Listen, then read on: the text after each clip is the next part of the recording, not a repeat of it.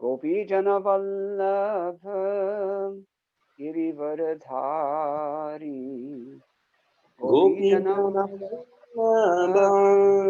गिरिवरधारी यशोदानंदन ब्रज जनरंजन यशोदानंदन ब्रज जनरंजन यशोदानंदन ब्रज जनरंजन यशोदानंदन ब्रज जनरंजन यमुनातीर वनचारी यमुनातीर वनचारी यमुनातीर वनचारी यमुनातीर वनचारी जय राधा माधव कुंज बिहारी राधा माधव कुंज बिहारी राधा माधव कुंज बिहारी राधा माधव हरि जय राधा माधव कुंज बिहारी जय राधा माधव कुंज बिहारी जय ओम विष्णुपद परमहंस प्रवचकाचार्य अष्टोत्तर शत श्री श्रीमद श्री अभय चरणारविंद भक्तिवेदांत स्वामी महाराज श्रील प्रभुपाद की जय। गौ प्रेमानंदे। I think we can also say Mangalacharana while people are filing in. So I'll begin. Vandeham Shri Guroho Shri Yutapada Kamalam Shri Gurun Vaishnavamscha Shri Rupam Sagrajatam Sahagana Raghunathan Vitam Tam Sajivam Sadvaitam Savadhutam Parijana Sahitam Krishna Chaitanya Devam Shri Radha Krishna Padan Sahagana Lalita Shri Vishakhan Vitamscha Om Ajnanatimirantasya Jnananjana Shalakaya Chakshurunmilitam Yena Tasmai Shri Gurave Namaha Shri Chaitanya Manobhishtam Stapitam Yena Bhutale Swayam Rupa Kadamahyam Dadati Swapadantikam Namo Mahavadanyaya Krishna Prema Pradayate Krishnaya Krishna Chaitanya Namne Gauratvishe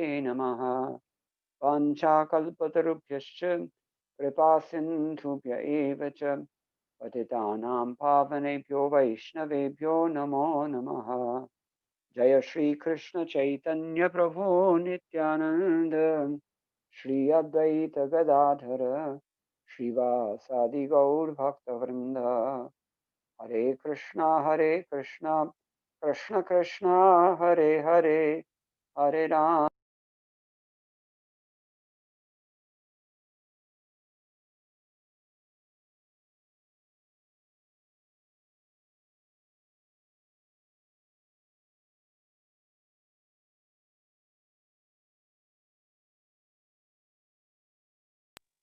Hare Krishna. So, can you all hear me? Hare Krishna, yes, Prabhuji. Okay. Tonight we will speak again from Srimad Bhagavatam 5th Canto, Chapter 18, and we'll begin with text number 15. So, இன்று நாம் ஸ்ரீமத் பாகவதம் கண்டம் 5 அத்தியாயம் 18 பதம் 15 பார்க்க ஆரம்பிப்போம்.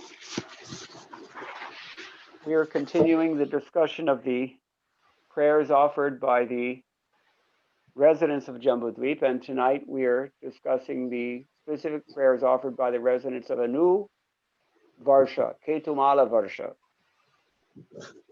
நம்ம பகவானுக்கு ஜம்பூத்வீப வாசிகளின் பிரார்த்தனை அப்படிங்கிற இதை பார்த்துட்டு இருக்கோம். அதுல இன்னைக்கு கேதுமால வருஷம், புது வருஷம், கேதுமால வருஷத்துல இருக்கக்கூடிய பக்தர்களுடைய பிரார்த்தனை பார்ப்போம். in Ketumala Varsha, the residents offer their worship to Lord Vishnu as Pradyumna, and those devotees there are led by Lakshmi Devi herself.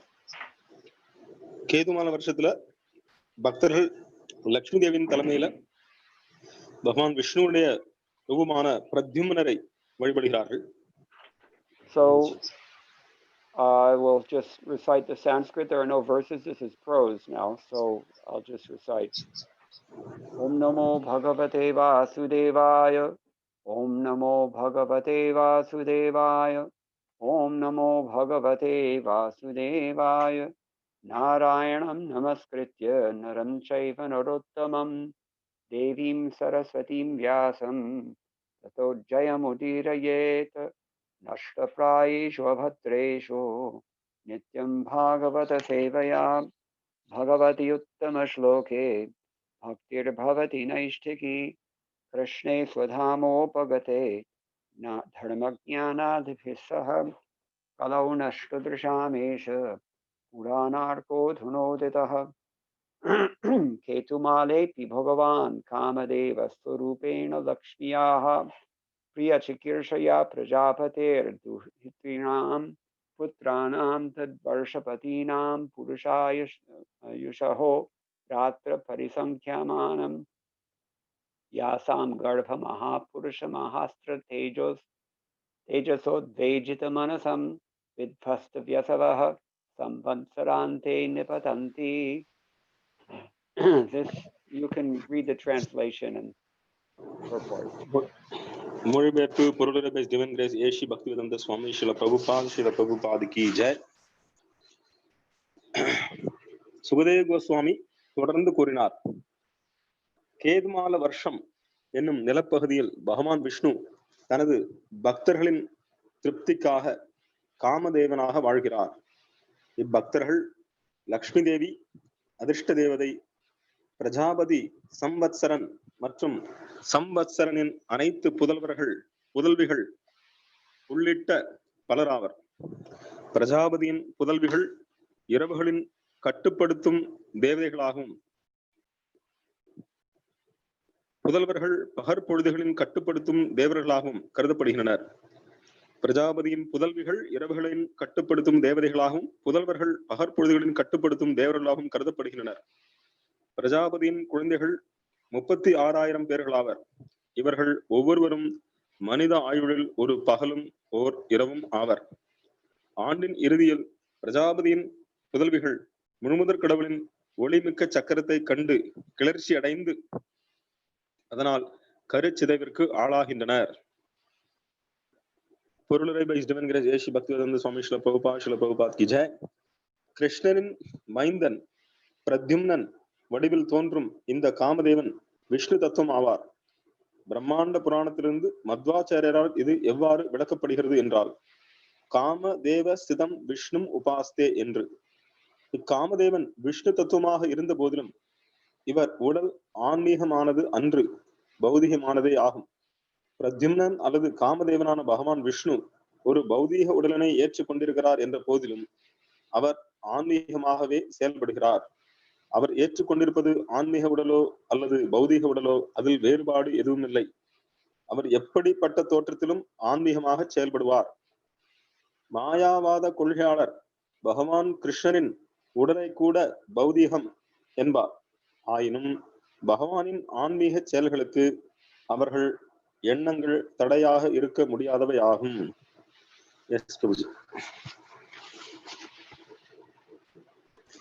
Prabhuji, purport is done. Can you hear me?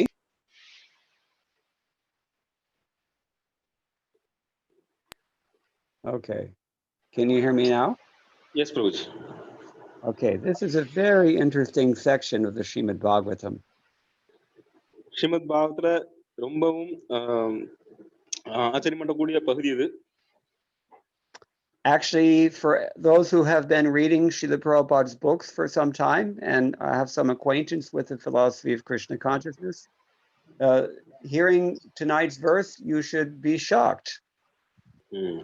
Srila பிரபுபாதன் புஸ்தகங்களை படித்து பழகி இருப்பவர்கள் கிருஷ்ண பக்தியில ரொம்ப நாள் பிரபுபாதருடைய புத்தகங்களை படித்தவங்களுக்கு வந்து இன்னைக்கு விஷயத்தை கேட்ட உடனே உங்களுக்கு கண்டிப்பா அதிர்ச்சியா இருக்கும்.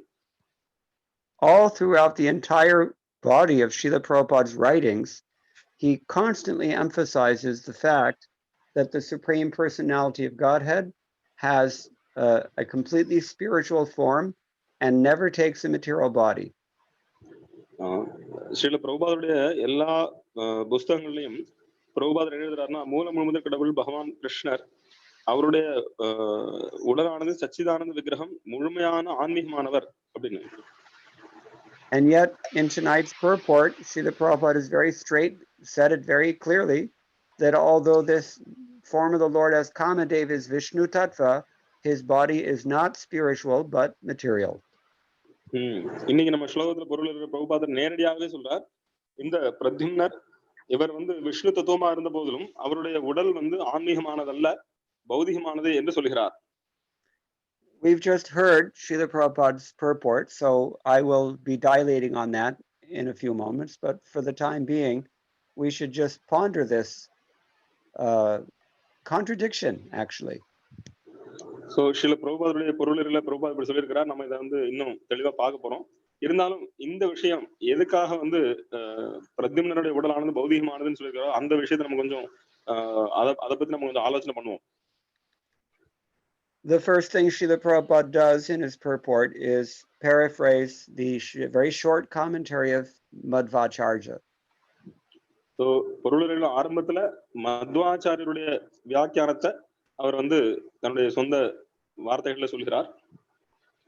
Madhvacharya's entire purport consists only of one verse, which he quotes from Brahmanda Purana. So, மத்வாச்சாரியருடைய உரையானது விளக்கமானது பிரம்மாண்ட புராணத்தில் வரக்கூடிய ஒரே ஒரு ஸ்லோகம், அதனுடைய விளக்கம்.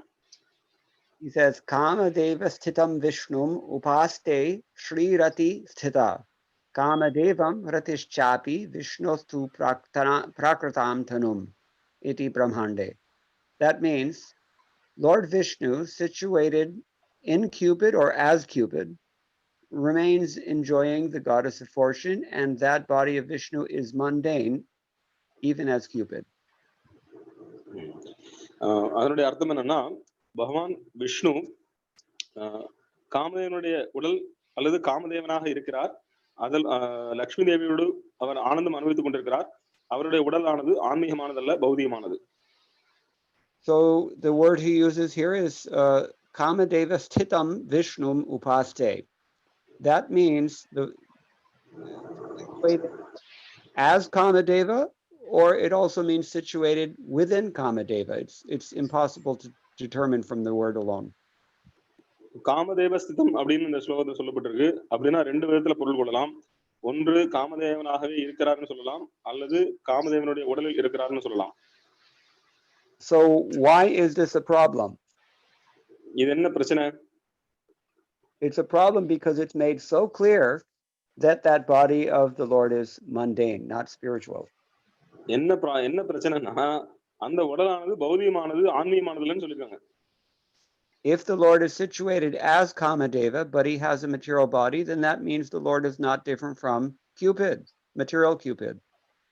So, இப்போ பகவான் வந்து காமதேவரா இருக்கிறார் அப்படின்னா, அவருடைய உடல் பௌதிகமானது அப்படின்னா, அப்ப அவர் வந்து காமதேவன் தான். அவருக்கும் பகவானுக்கும் வித்தியாசம் கிடையாது.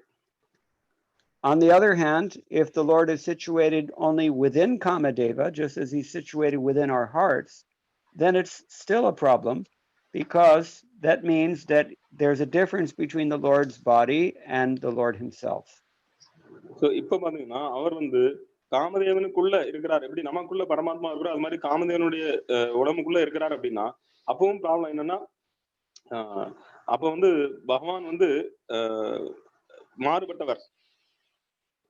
And this contradicts the Kurma Purana, which Srila Prabhupada quotes later on in Bhagavad Gita.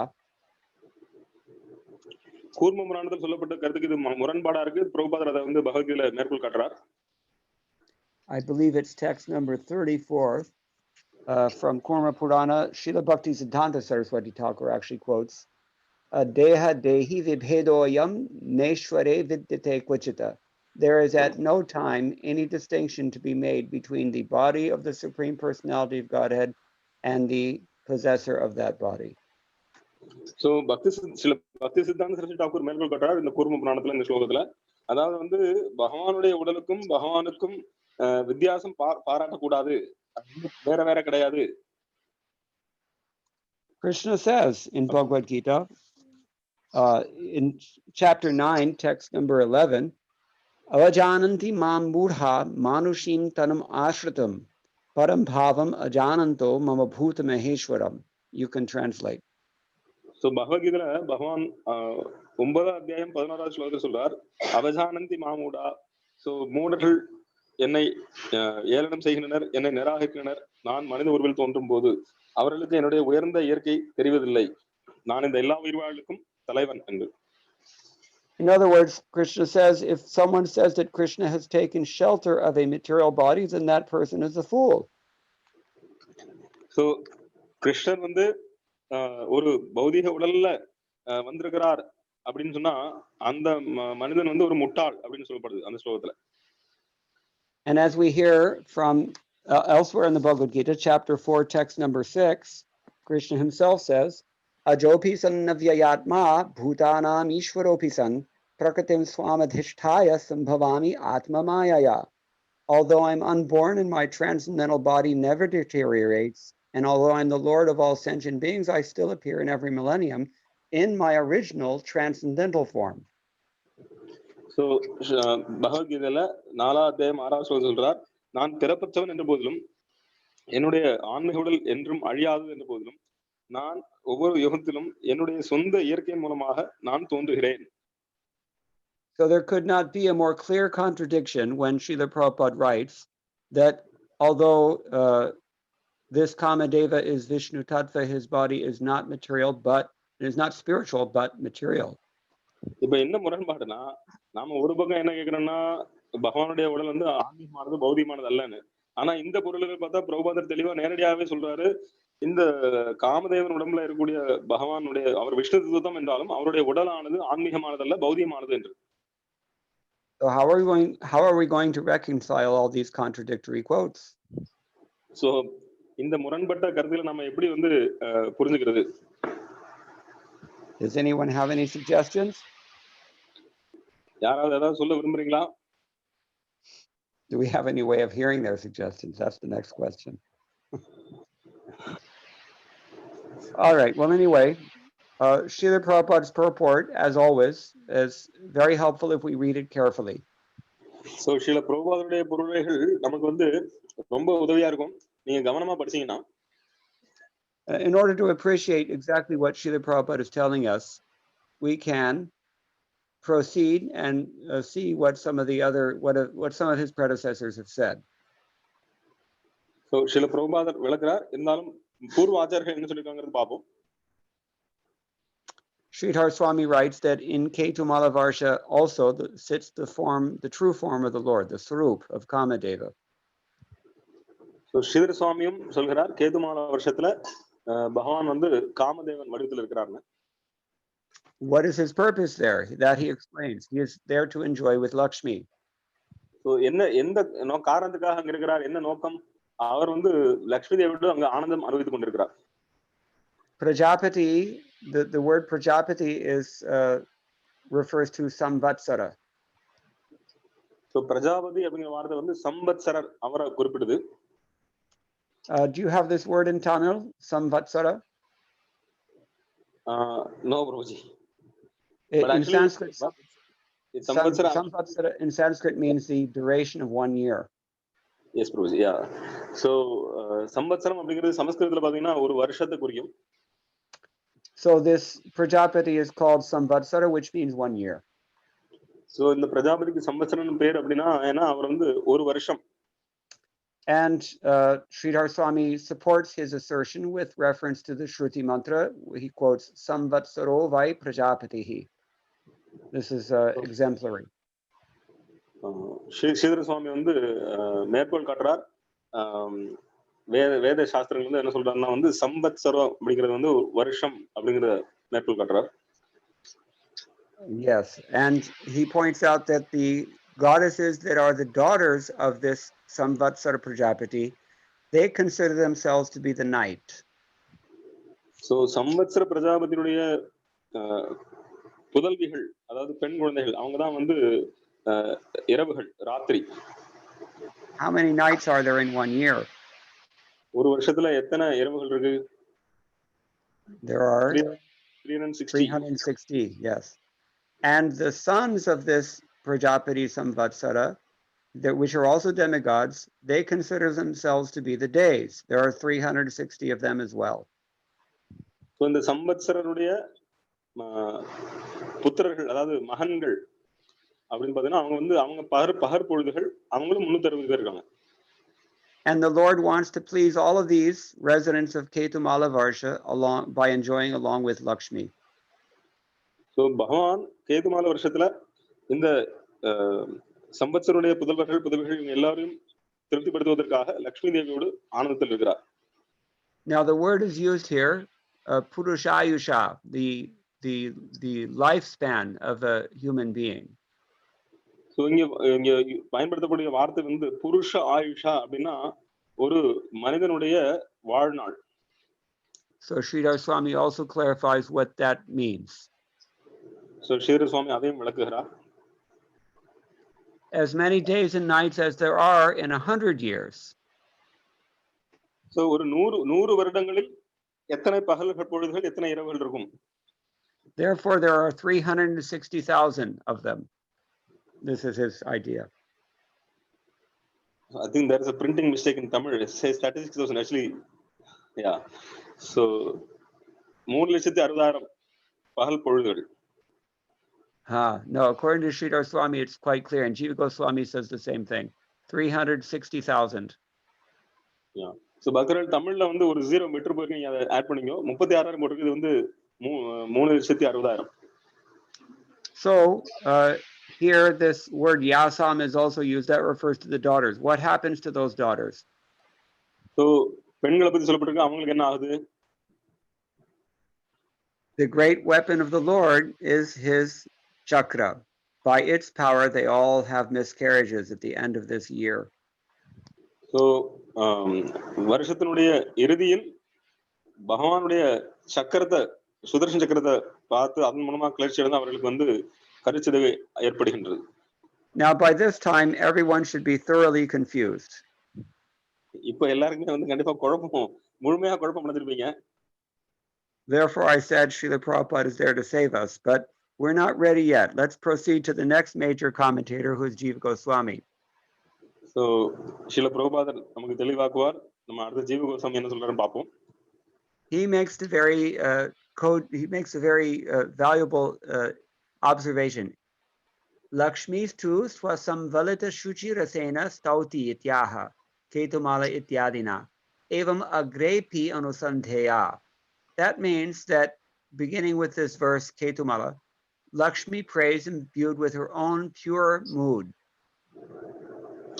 So Lakshmi Devi தூய்மையான பாவத்தோடு பகவானுக்கு பிரார்த்தனை பண்றாங்க. And what follows, he says, is worth careful study. So அதுக்கப்புறம் வரக்கூடிய பிரார்த்தனைகளை வந்து நீங்க கவனமா படிக்கணும். In fact, we have to scrutinize it carefully in order to understand it. So இத நம்ம ஆழ்ந்து படிக்கணும், அப்பதான் நம்மளால புரிந்து கொள்ள முடியும். He also points out that when we speak of Purushayusha, the lifespan of a human being, it's spoken with the assumption of that the lifespan is the Kali Yuga lifespan, which is at most 100 years. So புருஷாயுஷம் அப்படின்னு சொல்லப்படுறது வந்து கலியுகத்துல மனிதனுடைய ஆயுசை பத்தி சொல்லப்படுறது 100 வருஷங்கள். So it's making a little more sense. Now Vishwanath Chakravarti Thakur chimes in as well. Viswanath சக்கரவர்த்தி தாக்கூரும் விளக்க உரை கொடுத்திருக்கிறார். We noted this last night in another class that as we come later and later in time, the Acharya commentaries tend to become longer and longer because that represents the progressive dumbing down of the denizens of Kali Yuga. நேற்று Kuwait பக்தர்களுக்கு முகுந்த் பிரபு class கொடுத்தார். அதுல அவர் சொல்றார், காலம் பின்னால வர வர வர ஆச்சாரியனுடைய விளக்க உரைகள் ஜாஸ்தி ஆகிட்டே போயிட்டு இருக்கு. ஏன்னா அது கலியுகத்தினுடைய தாத்பரியம். அது Usually Vishwanath Chakravarti Thakur's commentary is the longest. Madhvacharya we already noted. It's only one verse. Jiva Goswami, few sentences. Sridhar Swami, same. Vishwanath Chakravarti Thakur, he says something a little more substantial here. So மಧ್வாச்சாரியார் ஒரே ஒரு ஸ்லோகம் தான் கொடுத்தார். ஜீவ கோஸ்வாமி 2 வாக்கியங்கள் தான் கொடுத்தார். விஸ்வநாத் சக்கரவர்த்தி தாக்கூர் வந்து விளக்க உரை கொஞ்சம் விளக்கமா பெருசா கொடுக்குறார். So we're talking again about Kamadeva in Ketumala Varsh. நம்ம கேதுமால வருஷத்துல கூட காமதேவரை பத்தி பேசிட்டு இருக்கோம். And it's to be noted here that the word Kamadeva is not used actually. Oh, it's used in this verse. It's used in this verse only. காமதேவர் அப்படிங்கிற வார்த்தை இந்த ஸ்லோகத்துல மட்டும் சொல்லப்பட்டிருக்கு. And Vishwanath Chakravarti Thakur defines the word Kama. Kamadeva. Deva means divyati. Divyati means somebody who plays in the sky. So Vishwanath Chakravarti Thakur தேவ காமதேவர்ல இருந்து தேவங்கிற வார்த்தையை சொல்றார். தேவ அப்படின்னா ஆகாயத்தில் சஞ்சரிப்பவர். So Kamadeva means somebody who is a demigod or playing in the sky, but using the pastimes of Cupid. So அவர் என்ன சொல்றாருன்னா ஆகாயத்தில் சஞ்சரிக்கக்கூடிய மன்மதன் காமதேவனை பத்தி சொல்றார். Here he says in Ketumala Varsh, the Lord adopts this form, uses this, resides with this form in order to please the Prajapati's sons and daughters, the devatas who preside over the day and nights. So பகவான் கேதுமால வருஷத்துல இந்த காமதேவனுடைய ரூபத்தில் இருந்து கொண்டு அங்க இருக்கக்கூடிய பிரஜாபதி சம்பத்சரன் மற்றும் அவருடைய புதல்வர்கள் புதவிகளுக்கு ஆனந்தம் கொடுப்பதற்காக அந்த லீலையில் ஈடுபடுகிறார். Yes. Now he makes a further observation that we've already decided that there are 360,000 days and nights, which represent the children of this Prajapati Samvatsara. நம்ம ஏற்கனவே பார்த்தோம் 3,60,000 and புதல்வர்கள் புதவிகள் இருக்கிறார்கள் பகலும் இரவும்.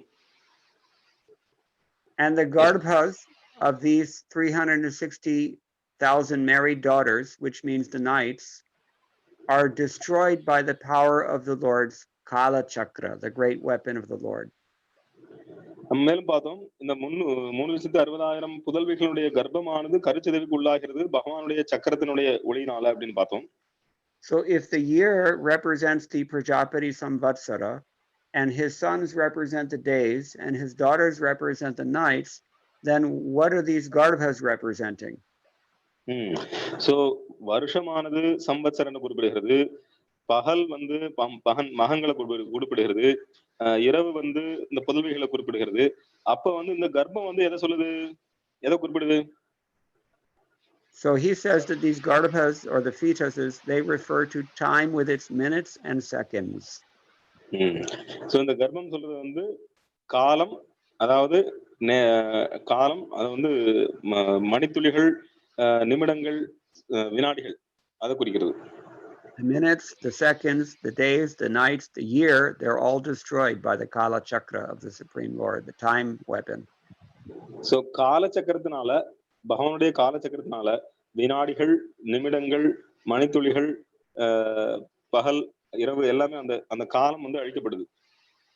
Then he gives an alternative explanation, a different explanation. So இன்னொரு விளக்கம் கொடுக்கிறார் விஸ்வநாத் சக்கரவர்த்தி Thakur. He says they refer instead to the prarabdha karma, the results of those who enjoy karma in that land of Ketumala Varsh. So கேதுமால வருஷத்தில் இருக்கக்கூடியவர்களுடைய பிராரப்த கர்மா, அவருடைய ஏற்கனவே அனுபவிக்கக்கூடிய கர்மா பத்தி சொல்றார். In other words, the Lord is destroying the prarabdha karma of the devotees. So பகவான் பக்தருடைய பிராரப்த கர்மாவை அழிக்கிறார். He says that because the nights act as the cause of enjoyment of karmas, therefore they're called the fetus of the daughters of this Prajapati. So இரவு நேரங்கள்ல தான் அவங்க வந்து காமத்தை அனுபவிக்கிறாங்க. அதன் மூலமாக அந்த ஃபீட்டஸ், அதாவது சிசு உருவாகுது. அதை வந்து அழிக்கிறது அப்படிங்கறத வந்து அவங்களுடைய அந்த பாவ கர்மத்தை அழிக்கிறது தான் வந்து பகவானுடைய காலச்சக்கரம். Do you use this word in Tamil, garbha, for meaning fetus? Do you have that word? Garbha, yes, Guruji, garbha. Okay, so the end of gross time in the form of a year, with the end of their enjoyment, all these are aborted, we can say. They're all destroyed. So அந்த ஒரு வருடம் முடிந்த பிறகு அவருடைய கர்ப்பம் அப்படிலாம் அவங்களுடைய கர்மாவானது அழிக்கப்படுது. Then the presiding deities of the days and nights, the ordinary inhabitants of Ketumala, by worshipping the Lord, they all attain forms of the Lord's devotees for serving the Lord in prema in Vaikuntha. அதன் பிறகு அவர்கள் பகவானை வழிபட்டு அவர்கள் பகவானுடைய இருப்பிடத்திற்கு வைகுண்ட லோகத்துக்கு திரும்பி செல்கிறார்கள். Now, if this was all we had to go by, we would still probably be a little bit confused reading this verse and commentaries. So இவ்வளவு படிச்சதுக்கு அப்புறமும் நமக்கு இன்னும் குழப்பம் இருக்கும். But now we're perhaps in a little bit better position to go back and review Srila Prabhupada's purport. So இப்போ நம்ம வந்து பிரபுபாதுடைய பொருளை பார்க்கிறதுக்கு நம்ம தயாரா இருக்கோம்னு நினைக்கிறேன். So let's take it line by line. This Kamadev mentioned in this verse, who appears as Krishna's son named Pradyumna, is Vishnu Tattva. கிருஷ்ணரின் மைந்தன் பிரத்யும்னன் வடிவில் தோன்றும் இந்த காமதேவன் விஷ்ணு தத்துவம் ஆவார். Those who have read Krishna book or 10th canto of the Bhagavatam, you know, Krishna had many sons. One of his sons is named Pradyumna. This Pradyumna is considered to be the incarnation of Kamadeva. So Krishna புஸ்தகம் படித்திருப்பவர்கள் அல்லது ஸ்ரீமத் பாகவதம் 10வது காண்டம் படித்திருப்பவர்களுக்கு தெரியும் கிருஷ்ணனுக்கு நிறைய மகன்கள் இருக்கிறார்கள். அதுல ஒரு மைந்தன் பிரத்யும்னன், அவர் காமதேவனுடைய அவதாரம்னு சொல்லலாம். And Prabhupada then quotes Madhvacharya, who quotes Brahmanda Purana, as we've already described. அதன் பிறகு பிரபுபாதர் பிரம்மாண்ட புராணத்திலிருந்து மேற்கோள் காட்டுகிறார் மத்வாச்சாரியருடைய மேற்கோளை. And the really controversial thing is that he says that although he's Vishnu Tattva, he has a material body. We've also a little bit discussed that. அதன் பிறகு காமதேவனாக இருந்த போதிலும் விஷ்ணு தத்துவமாக இருந்த போதிலும் அவருடைய உடல் ஆன்மீகமானதல்ல பௌதிகமானது அப்படிங்கிறது பார்த்தோம். But we haven't really clarified exactly how this is possible. So இது நம்ம இன்னும் given all the contradictions, how do we reconcile this? So இதை நம்ம தெளிவுபடுத்தல எப்படி பகவானுடைய உடலானது பௌதிகமானதாகும் அப்படிங்கிற அந்த முரண்பாட்டை நம்ம இன்னும் தெளிவுபடுத்தல. So what does Srila Prabhupada say next? He says, Lord Vishnu, as Pradyumna or Kamadeva, accepts a material body, but still he acts spiritually. Pradyumnan அல்லது காமதேவனான பகவான் விஷ்ணு ஒரு பௌதீக உடலை ஏற்றுக்கொண்டிருக்கிறார் என்ற போதிலும் அவர் ஆன்மீகமாகவே செயல்படுகிறார். If we think about this a little bit carefully, we can see that this is not the only time that the Lord appears to accept a material body. So இது நம்ம நல்லா கவனிச்சு பார்த்தோம் அப்படின்னா இந்த ஒரே ஒரு தடவை மட்டும் பகவான் வந்து பௌதிகமான உடலை ஏற்பதில்லை. Do we have any other examples in which the Lord appears in material elements? வேற ஏதாவது உங்களுக்கு உதாரணம் தெரிகிறதா எப்போ பகவான் வந்து பௌதீக விஷயங்களை எடுத்துக்கிண்டு இங்க வரார் அப்படிங்கிறது? Actually we do. உண்மையாவே இருக்கு. பகவான் வந்து பௌதிகமான பொருட்கள் மூலமாக நமக்கு காட்சி அளிக்கிறார். The Lord appears as the Archa-vigraha avatara of the deity in the temple. So பகவான் வந்து அர்ச்ச விக்கிரக ரூபத்துல கோயில்கள் வந்து நமக்கு வந்து தரிசனம் கொடுக்கிறார். And although everyone knows the deity in the temple is made of stone or metal, but still we don't say that the deity is stone or metal because he's Vishnu. So எல்லாருக்குமே தெரியும் கோயில்ல இருக்கக்கூடிய விக்கிரகமானது கல்லாலோ உலோகத்தாலோ செய்யப்பட்டது என்று. ஆனால் நம்ம அதை கல் உலோகம் என்று சொல்வதில்லை. அது பகவான் கிருஷ்ணர் என்று சொல்றோம். Srila Prabhupada goes on in the next couple of sentences of his purport to explain this. மேலும் விளக்குகிறார். He says, it does not make any difference whether he accepts a material or a spiritual or a material body. He can act spiritually in any condition of existence. Srila Prabhupad சொல்றார், அவர் ஏற்றுக்கொண்டிருப்பது ஆன்மீக உடலோ அல்லது பௌதிக உடலோ அதில் வேறுபாடு எதுவும் இல்லை. அவர் எப்படிப்பட்ட தோற்றத்திலும் ஆன்மீகமாகவே செயல்படுவார். And what to speak of the deity in the temple, Prabhupada points out, Mayavadi philosophers regard even Lord Krishna's body as material, but their opinions cannot impede the spiritual activity of the Lord.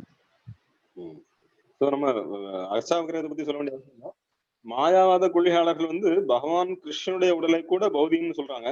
இருந்தாலும் பகவானுடைய ஆன்மீக செயல்களுக்கு அந்த மாயாவாத அவங்களுடைய எண்ணங்கள் வந்து தடையாக இருக்க முடியாது. So the principle here should be, I hope, a little bit more clear now, that sometimes the Lord appears to accept a material form, but whether it's material or spiritual makes no difference to him. For him, everything is spiritual. So இங்க தாத்பரியம் அல்லது சித்தாந்தம் என்னன்னா, பகவான் சில நேரங்கள்ல பௌதிக உடலை எடுத்துக்கொள்கிறார், சில நேரங்கள்ல ஆன்மீகமாவே தோன்றுகிறார். Krishna says in Bhagavad Gita, Aham sarvasya prabhavo matta sarvam pravartate. Everything is emanating from me. All matter comes from me. All spirit also comes from me. பகவான் பகவத்கீதையில 10:8 சொல்றார், எல்லா விதமான பௌதிகமான படைப்பிற்கும் மூலம் நானே, ஆன்மீகத்திற்கும் மூலம் நானே, எல்லாமே என்னிடமிருந்தே வருகின்றன. Srila Prabhupada gives a very nice, he explains this in a very nice way. He says, in any big building, you have an air conditioning system. So எவ்வளவு பெரிய கட்டடத்திலையும் ஒரு குளிர்சாதன வசதி உண்டான AC system, air condition system இருக்கும். So air conditioning in the summer means you make it cool, and in the winter you make it warm. So air conditioning system அப்படின்னா கோடை காலத்துல உள்ள குளிரா இருக்கணும், குளிர் காலத்துல உள்ள வந்து வெப்பமா இருக்கணும். Unless you're in Tiruchendur or someplace in the deep south, in that case you only make it cool. Tiruchendur மாதிரி இடத்துல இருந்தீங்கன்னா அங்க வந்து எப்பவுமே குளிர்ச்சியா இருக்க மாதிரி பண்ணணும். But in some places they need to warm it up.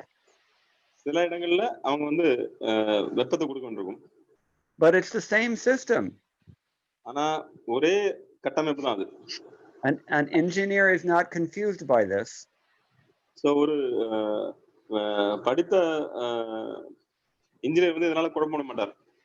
But someone who doesn't understand how it works, that person may be confused. The same button you pushed it last year and it came out cold, now you're pushing it and it comes out hot. So ஒரே button தான் வந்துருங்க, போன வருஷம் அது வந்து குளிரா வந்தது, இப்போ வந்து பாத்தீங்கன்னா அது வந்து சூடா வருது அப்படின்னு வந்து ஒரு விஷயம் தெரியாதவர் தானே குழம்பலாம். Another example Prabhupada gives, when we offer foodstuffs to the deity, Krishna accepts those foodstuffs and returns them spiritual foodstuffs. இன்னொரு உதாரணம் பிரபுபா சொல்றார், நீங்க அர்ச்சா விக்கிரகங்களுக்கு பகவானுக்கு நீங்க வந்து பிரசாதம் போக நைவேத்தியம் பண்றீங்க, நைவேத்தியம் பண்ணும்போது பகவான் அதை ஏற்றுக்கொள்கிறார், ஏற்றுக்கொண்ட பிறகு முழுமையாக ஆன்மீகமாக நமக்கு திருப்பி கொடுக்கிறார். Prasadam appears to be material, it even tastes material, and in every way it acts as material foodstuffs, but it is not material, it is spiritual. So பிரசாதம் பாத்தீங்கன்னா அது வந்து பௌதிகமா தான் தெரியுது, அது வந்து தானியங்களாகவும் பருமையாகவும் தெரியுது, சுவைக்கு சாப்பிடும் போதும் பௌதிகமா தான் தெரியுது, ஆனா பாத்தீங்கன்னா அது வந்து ஆன்மீகமயமானது. So because for Krishna there's no difference between matter and spirit, he can turn spirit into matter and he can also turn matter into spirit at his will. So பகவான் கிருஷ்ண பொறுத்த வரைக்கும் பௌதிகம் ஆன்மீகம்ங்கிறது வித்தியாசம் கிடையாது. அவர் பௌதிகத்தை ஆன்மீகமா மாத்தலாம், ஆன்மீகத்தை பௌதிகமா மாத்த முடியும். How he can do this, we may not be able to understand because it's beyond our capacity. இதை எப்படி அவரால பண்ண முடியும்? இது வந்து நம்மளுடைய சிந்தனைக்கு அப்பாற்பட்டது. But certainly Krishna understands how he can do it. ஆனா பகவான் கிருஷ்ணருக்கு கண்டிப்பா இது தெரியும், புரியும் எப்படி இதை பண்ண முடியும். And as we advance in spiritual life also we begin to see how he can do it as well. நீங்க பக்தியில முன்னேறும்போது உங்களுக்கே தெரியும் பகவான் எப்படி இதை பண்றாரு அப்படிங்கிறது. So in this way, when we hear that Lord Krishna has, or Kamadev here has a material body in the Ketumalavarsh, within this material world, we should understand it in this way. Although he appears in a material body or as a material body, he is not that material body because the body is not material. ஏன்னா இந்த ஸ்லோகத்தை நம்ம பார்க்கும்போது அவர் வந்து விஷ்ணு தத்துவம், ஆனா அவருடைய உடல் வந்து பௌதிகமானது ஆன்மீகமானதுல அப்படின்னு நம்ம பார்க்கும்போது அவர் வந்து அந்த உடல் கிடையாது, ஆக்சுவலா அவர் வந்து பூர்ண ஆன்மீகமானவர். சோ பகவானை பொறுத்த வரைக்கும் ஆன்மீகமானது பௌதிகமானது அவர் எப்படி வேணா அவர் வந்து தன்னை. And although his activities appear to be mundane family life, just as we all try to enjoy in this material world, still his activities are not material, they're spiritual. So அவருடைய லீலைகள், அவருடைய செயல்பாடுகள் வந்து பாத்தீங்கன்னா பௌதிகமான ஆனந்தத்தை அனுபவிக்கிற மாதிரி தான் நம்ம நினைக்கிறோம். ஆனா வந்து அவர் வந்து பூர்ண ஆன்மீகமானவர். நம்மளுடைய பௌதிக சுகத்தை அனுபவிக்கிற மாதிரி பகவானுடைய லீலைகள் கிடையாது. The whole point of Krishna's statement of ajananti ma mudha manushim tanamashritam ityadi is that we should come to understand that he has a param bhavam. He has an existence far above what we can imagine. அந்த அவஜானந்தி மாமூட, அதாவது நான் மனித உருவில் தோன்றும் போது மக்கள் என்னை ஏளனம் செய்யணும், நிராகரிக்கணும் அப்படின்னு சொல்றதுடைய அர்த்தம் என்னன்னா, பகவானுடைய இயற்கையான மிக உயர்ந்த இயற்கை நம்மளுடைய கற்பனைக்கு எட்டாத மிக உயரத்தில் இருக்கக்கூடிய பகவானுடைய இயற்கை. Not only is the Lord's body not material, but Lakshmi Devi is also not material. So பகவானுடைய உடல் மட்டும் பௌதியமானது கிடையாது, லக்ஷ்மி தேவியும் பௌதியமானது கிடையாது. Who is this Lakshmi Devi? Lakshmi Devi யாரு? Srishti sthiti pralaya sarga mahavibhute vritti prakasha niyamavrita bandha mokshaha yasya apangalava matrata urjita sa shri. Madhvacharya describes that just with her sidelong glance, she creates universes, she sustains universes, she destroys universes, she gives rise to all kinds of occupations, all kinds of bewilderment, all kinds of enlightenment, all kinds of bondage, all kinds of liberation. Everything is affected just by her sidelong glance. Can we do that? So மத்வாச்சாரிய விளக்குறார் Lakshmi Devi யார் அப்படிங்கிறது. ஸ்ரீமதி லக்ஷ்மி தேவி அப்படிங்கிறவங்க வந்து தன்னுடைய கடைக்கண் பார்வையால இந்த பிரபஞ்சத்தை படைத்து, இந்த பிரபஞ்சங்களை காத்து, பிரபஞ்சங்களை அழித்து, அவர்களுக்கு இந்த பிரபஞ்சத்துக்குள்ள வாழக்கூடிய மக்களுடைய அவர்களுக்கு உண்டான கடமையான தொழில்களை கொடுத்து, அவர்களுக்கு வேண்டிய பலன்களை கொடுத்து, அவர்களுக்கு பந்தப்படுத்தி, அவர்களுக்கு மோட்சத்தையும் கொடுத்து, அவர்களுக்கு மயக்கத்தையும் கொடுத்து, எல்லாவற்றையும் அவங்களுடைய கடைக்கண் பார்வையாலேயே செய்யக்கூடியவர்கள் ஸ்ரீமதி லக்ஷ்மி தேவி. இதை நம்மளால பண்ண முடியுமா? She is known as the supreme goddess of fortune. Everybody worships Lakshmi in order to get wealth. இது ஒரு சாதாரண விஷயம் தான். அவங்க வந்து மூலமுதற் அதிர்ஷ்ட தேவதை, எல்லாரும் அவங்களை வழிபடுறாங்க செல்வத்துக்காக. These people have no idea of her real opulence. So Srimathi Lakshmi தேவியினுடைய உண்மையான செல்வாக்கு யாருக்கும் தெரியறதில்லை. Beauty, wealth, success, opulence, all these things that she bestows, this is just a small fragment of her real glory. So அழகு, செல்வம், ஐஸ்வர்யம் இதெல்லாம் வந்து அவங்க கொடுக்குறாங்க அப்படின்னா அதெல்லாம் வந்து ஒரு சாதாரண விஷயம் தான். And she is worshipped even in this material world by devotees of the Lord, Narayana. So இந்த பௌதிக உலகத்துல நாராயணனுடைய பக்தர்கள் லக்ஷ்மி தேவியை வழிபடுறாங்க. They both expand into so many forms for the performance of so many loving pastimes. So Lakshmi Narayanan அவங்க ரெண்டு பேருமே வந்து பலவிதமாக விரிவடைந்துள்ளார்கள், பலவிதமான லீலைகளை புரிவதற்காக. And they're expanded into their vibhinangshas as the devotees, the parts and parcels, who also participate in those pastimes. So அவர்கள் ரெண்டு பேருமே விபின்னாம்சம் என்று விரிவடைந்திருக்கிறார்கள், அவர்களும் இந்த லீலைகளில் பங்கெடுத்துக் கொள்வதற்காக. And only one such pastime is this pastime of appearing as Kamadeva with Ramadevi in Ketumalavarsh.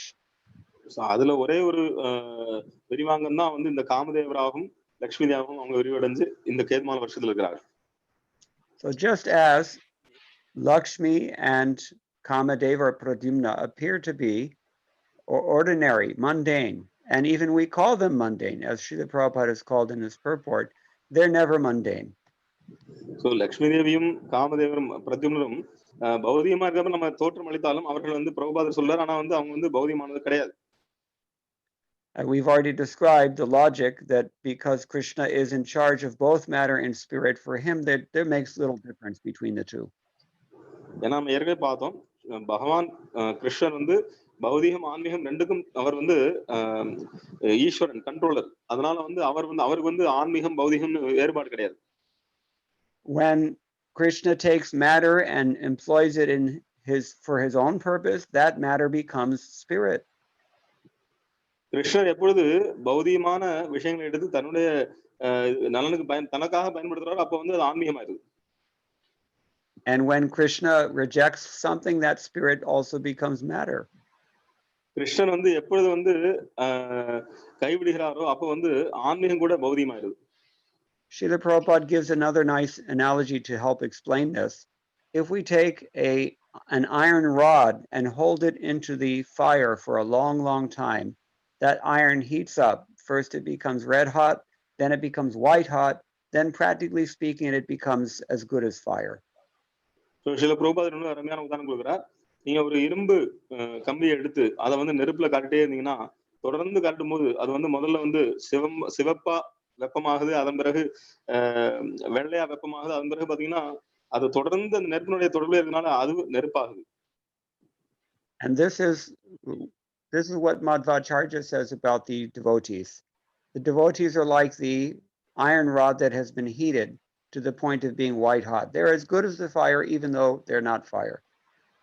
So Madhvacharya சொல்றார், பக்தர்களும் அப்படித்தான். எப்படி வந்து இந்த இரும்பு கம்பியானது நெருப்பினுடைய தொடர்பிலேயே இருக்கும் பொழுது முதல்ல சிவப்பாகி அதன் பிறகு நெருப்புக்கு ஒப்பாக வெள்ளையாக வெப்பமா இருக்குதோ அவங்க நெருப்புக்கு ஒப்பானவர்கள், ஆனா இந்த நெருப்பு ஆகல. When a very powerful devotee comes into this world, it is just as effective as if Krishna himself were coming into this world. இப்போ ஒரு சக்தி வாய்ந்த பக்தர் இந்த உலகத்துக்கு வரும்போது பகவான் கிருஷ்ணரே வந்த மாதிரி தான். Therefore, we address the spiritual master as his divine grace. Whose divine grace? Krishna's divine grace. So அதனாலதான் நம்ம குருநாதரை சொல்லும்போது his divine grace அப்படின்னு சொல்றோம். அதாவது யாருடைய divine grace, யாருடைய திவ்ய அருள் அப்படின்னா பகவான் கிருஷ்ணனுடைய அருள். He's like a red hot iron rod. Anyone he touches, he will turn them into Krishna consciousness. So அவர் வந்து இந்த சிவந்த நெருப்பு கம்பியை போல அவர் யாரெல்லாம் தொடறாங்களோ அவங்க எல்லாம் பக்தர்கள் ஆவாங்க. Who can turn mlechas and yavanas into Krishna conscious men? மலேச்சர்களும் யவனர்களும் யார் வந்து பக்தரா மாத்த முடியும்? The Shastra forbids Brahmins from even crossing over the ocean. It's too dangerous. These people are so contaminated. So சாஸ்திரங்கள் சொல்லப்பட்டிருக்கு, நீங்க வந்து பிராமணர்கள் வந்து சமுத்திரத்தை தாண்டி போக கூடாது. ஏன்னா வந்து அந்த சமுத்திரத்துக்கு அந்த பக்கம் இருக்கிறவர்கள்லாம் வந்து ரொம்பவும் கீழ்நிலையில் இருக்கிறவர்கள், மாசுடையவர்கள். Yet Prabhupada turned hundreds of thousands of them into Krishna conscious bhaktas. So சில பிரபுபாதர் அப்பேற்பட்ட இடத்துக்கு போய் அவங்க இருக்கக்கூடிய நூற்றுக்கணக்கான ஆயிரக்கணக்கான லட்சக்கணக்கான பேரை வந்து பக்தர்களா மாத்தினார். And by his continued grace, because devotees follow his instructions, that process is still going on half a century later. So அவருடைய தொடர்ந்து வழங்க கொண்டிருக்கூடிய இன்னும் கருணை தொடர்ந்து கொண்டிருக்கிறதுனால, இன்னும் அவருடைய அறிவுரைகளை பின்பற்றதுனால இன்னும் உலகம் ஃபுல்லா வந்து பக்தர் உருவாயிட்டு இருக்காங்க. Now there are hundreds of thousands of devotees all over the world. So இப்ப பாத்தீங்கன்னா லட்சக்கணக்கான பக்தர்கள் உலகம் முழுவதும் இருக்காங்க. So we should not be misled, or we should not misunderstand this very difficult section of the Bhagavatam, even though there are some very unusual statements made here. So நம்ம தவறா வழிநடத்தப்பட தவறா புரிஞ்சிட கூடாது. இந்த குறிப்பாக இந்த பாகவத்தில் கூட இந்த பகுதியை நம்ம கவனிச்சு படிக்கணும். As Jiva Goswami commented, evam agrepyano sandheya. This indeed is worth very careful scrutiny, this passage of the Bhagavatam. So இந்த பாகவதத்தினுடைய இந்த பகுதியை வந்து ரொம்ப கவனமா படிக்கணும் அப்படின்னு ஜீவ கோஸ்வாமி சொல்றார். Okay, so that is what we can say. Bhanu Swami has also given an alternative translation there. He says, in Ketumala, the Lord resides with Lakshmi in the form of Cupid to please Prajapati's daughters and sons. பானுசுவாமி Maharaj அவர் வந்து மொழிபெயர்ப்பு கொடுத்திருக்கிறார். கேதுமால வருஷத்துல லட்சுமியோடு சேர்ந்து பகவான் காமதேவனுடைய வடிவத்துல இருந்து பிரஜாபதியினுடைய மகன்களுக்கும் மகள்களுக்கும் ஆனந்தத்தை கொடுக்கிறதுக்காக லீலைகள் புரிகிறார் என்று. And he says those daughters and sons number 360,000, which is the human lifespan in terms of days and nights. So அவர் மேலும் சொல்கிறார், அந்த பிரஜாபதியினுடைய மகன்களும் மகள்களும் அவங்க வந்து 360,000 பகல்களும் 360,000 இரவுகளும் என்று. Of course, we've already heard from Jiva Goswami and others that these days and nights are calculated to be 100 years. So ஜீவ கோஸ்வாமியும் மற்ற ஆச்சாரியர்கள் சொல்லுகிறார்கள், இந்த பகலும் இரவும் வந்து 100 வருஷத்துக்கு கணக்கு செய்யப்பட்டிருக்கிறது. Many of us live only half of that amount, maybe 18,000 days and nights we have to work with. So நிறைய பேர் பாத்தீங்கன்னா பாதி நாள் தான் வாழ்றோம், 50 வயசுல தான் வாழ்றோம். அப்படின்னா வந்து நமக்கு வந்து மூலிச்சு தரதான் கிடையாது, நம்ம அதோட கம்மியா தான், அதுல பாதி தான். அதான் வந்து 1,80,000. So we don't have that much time if you look at it in terms of days, specific number of days, nights. நீங்க பார்த்தீங்கன்னா நமக்கு அவ்வளவு நேரம் கிடையாது. நம்ம குறிப்பா நீங்க நாட்டுல பாத்தீங்கன்னா இவ்வளவு நாட்கள் தான் நம்ம வாழ போறோம். Now then the daughter's fetuses are aborted and die at the end of the year, destroyed because the daughter's minds are agitated by the Kala Chakra of the Lord. And we've already described how this is interpreted by the Acharyas. அதன் பிறகு அந்த புதல்களுடைய கருச்சிதைவுகள் ஏன் ஏற்படுதுன்னா காலத்தினுடைய தாக்கத்தினால அவர்களுடைய கருக்கள் சிதைவடைகின்றன. ஏன்னா அவங்க வந்து காலச்சக்கரம் அவங்க அந்த கருச்சிதைவு ஏற்படுத்துது. Now, this verse tonight is Shukadev Goswami speaking. He's just setting the context for what follows. What follows are the prayers that are actually offered by the goddess of fortune herself, Lakshmi Devi, in that place. So, இந்த ஸ்லோகம் வந்து முன்னுரை. இதன் பிறகு வரக்கூடிய லட்சுமி தேவனுடைய பிரார்த்தனைகளுக்கு உண்டான முதல் ஸ்லோகம் தான் வந்து சுகதேவ கோஸ்வாமி சொல்லியிருக்கிறார். அடுத்த வரக்கூடிய ஸ்லோகங்கள் வந்து லட்சுமி தேவி சொல்லுவாங்க. Those prayers begin with text number 18, actually. So we have 2 more verses, which I suppose we can read next time. இன்னும் 2 ஸ்லோகங்கள் இருக்கு. அதன் பிறகுதான் 18வது அந்த ஸ்லோகத்துல இருந்து தான் வந்து லட்சுமி தேவியுடைய பிரார்த்தனைகள் ஆரம்பிக்குது. Maybe I should stop here. If anybody has any questions or any comments, we can discuss. So நான் இப்ப நிப்பாட்டின்னு நினைக்கிறேன். உங்களுக்கு யாருக்காவது கேள்விகள் அல்லது ஏதாவது கருத்துக்கள் சொல்ல வேணும்னா சொல்லலாம். It's a little bit technical, this passage in the Bhagavatam, but it purifies us. So இது பாத்தீங்கன்னா கொஞ்சம் நுட்பமான விஷயம். ஆனா வந்து இது வந்து நம்ம எல்லாரையும் தூய்மைப்படுத்தக்கூடிய விஷயம். Any questions? கேள்விகள் ஏதாவது இருக்கா?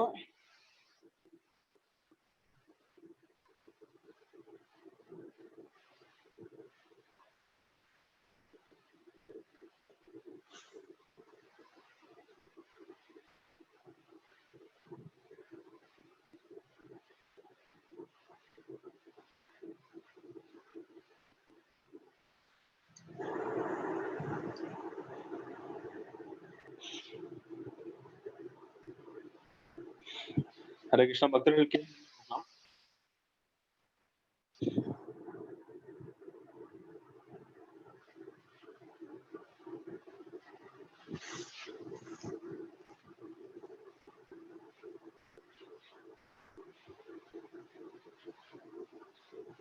So Prabhu, I have I couldn't clearly understand.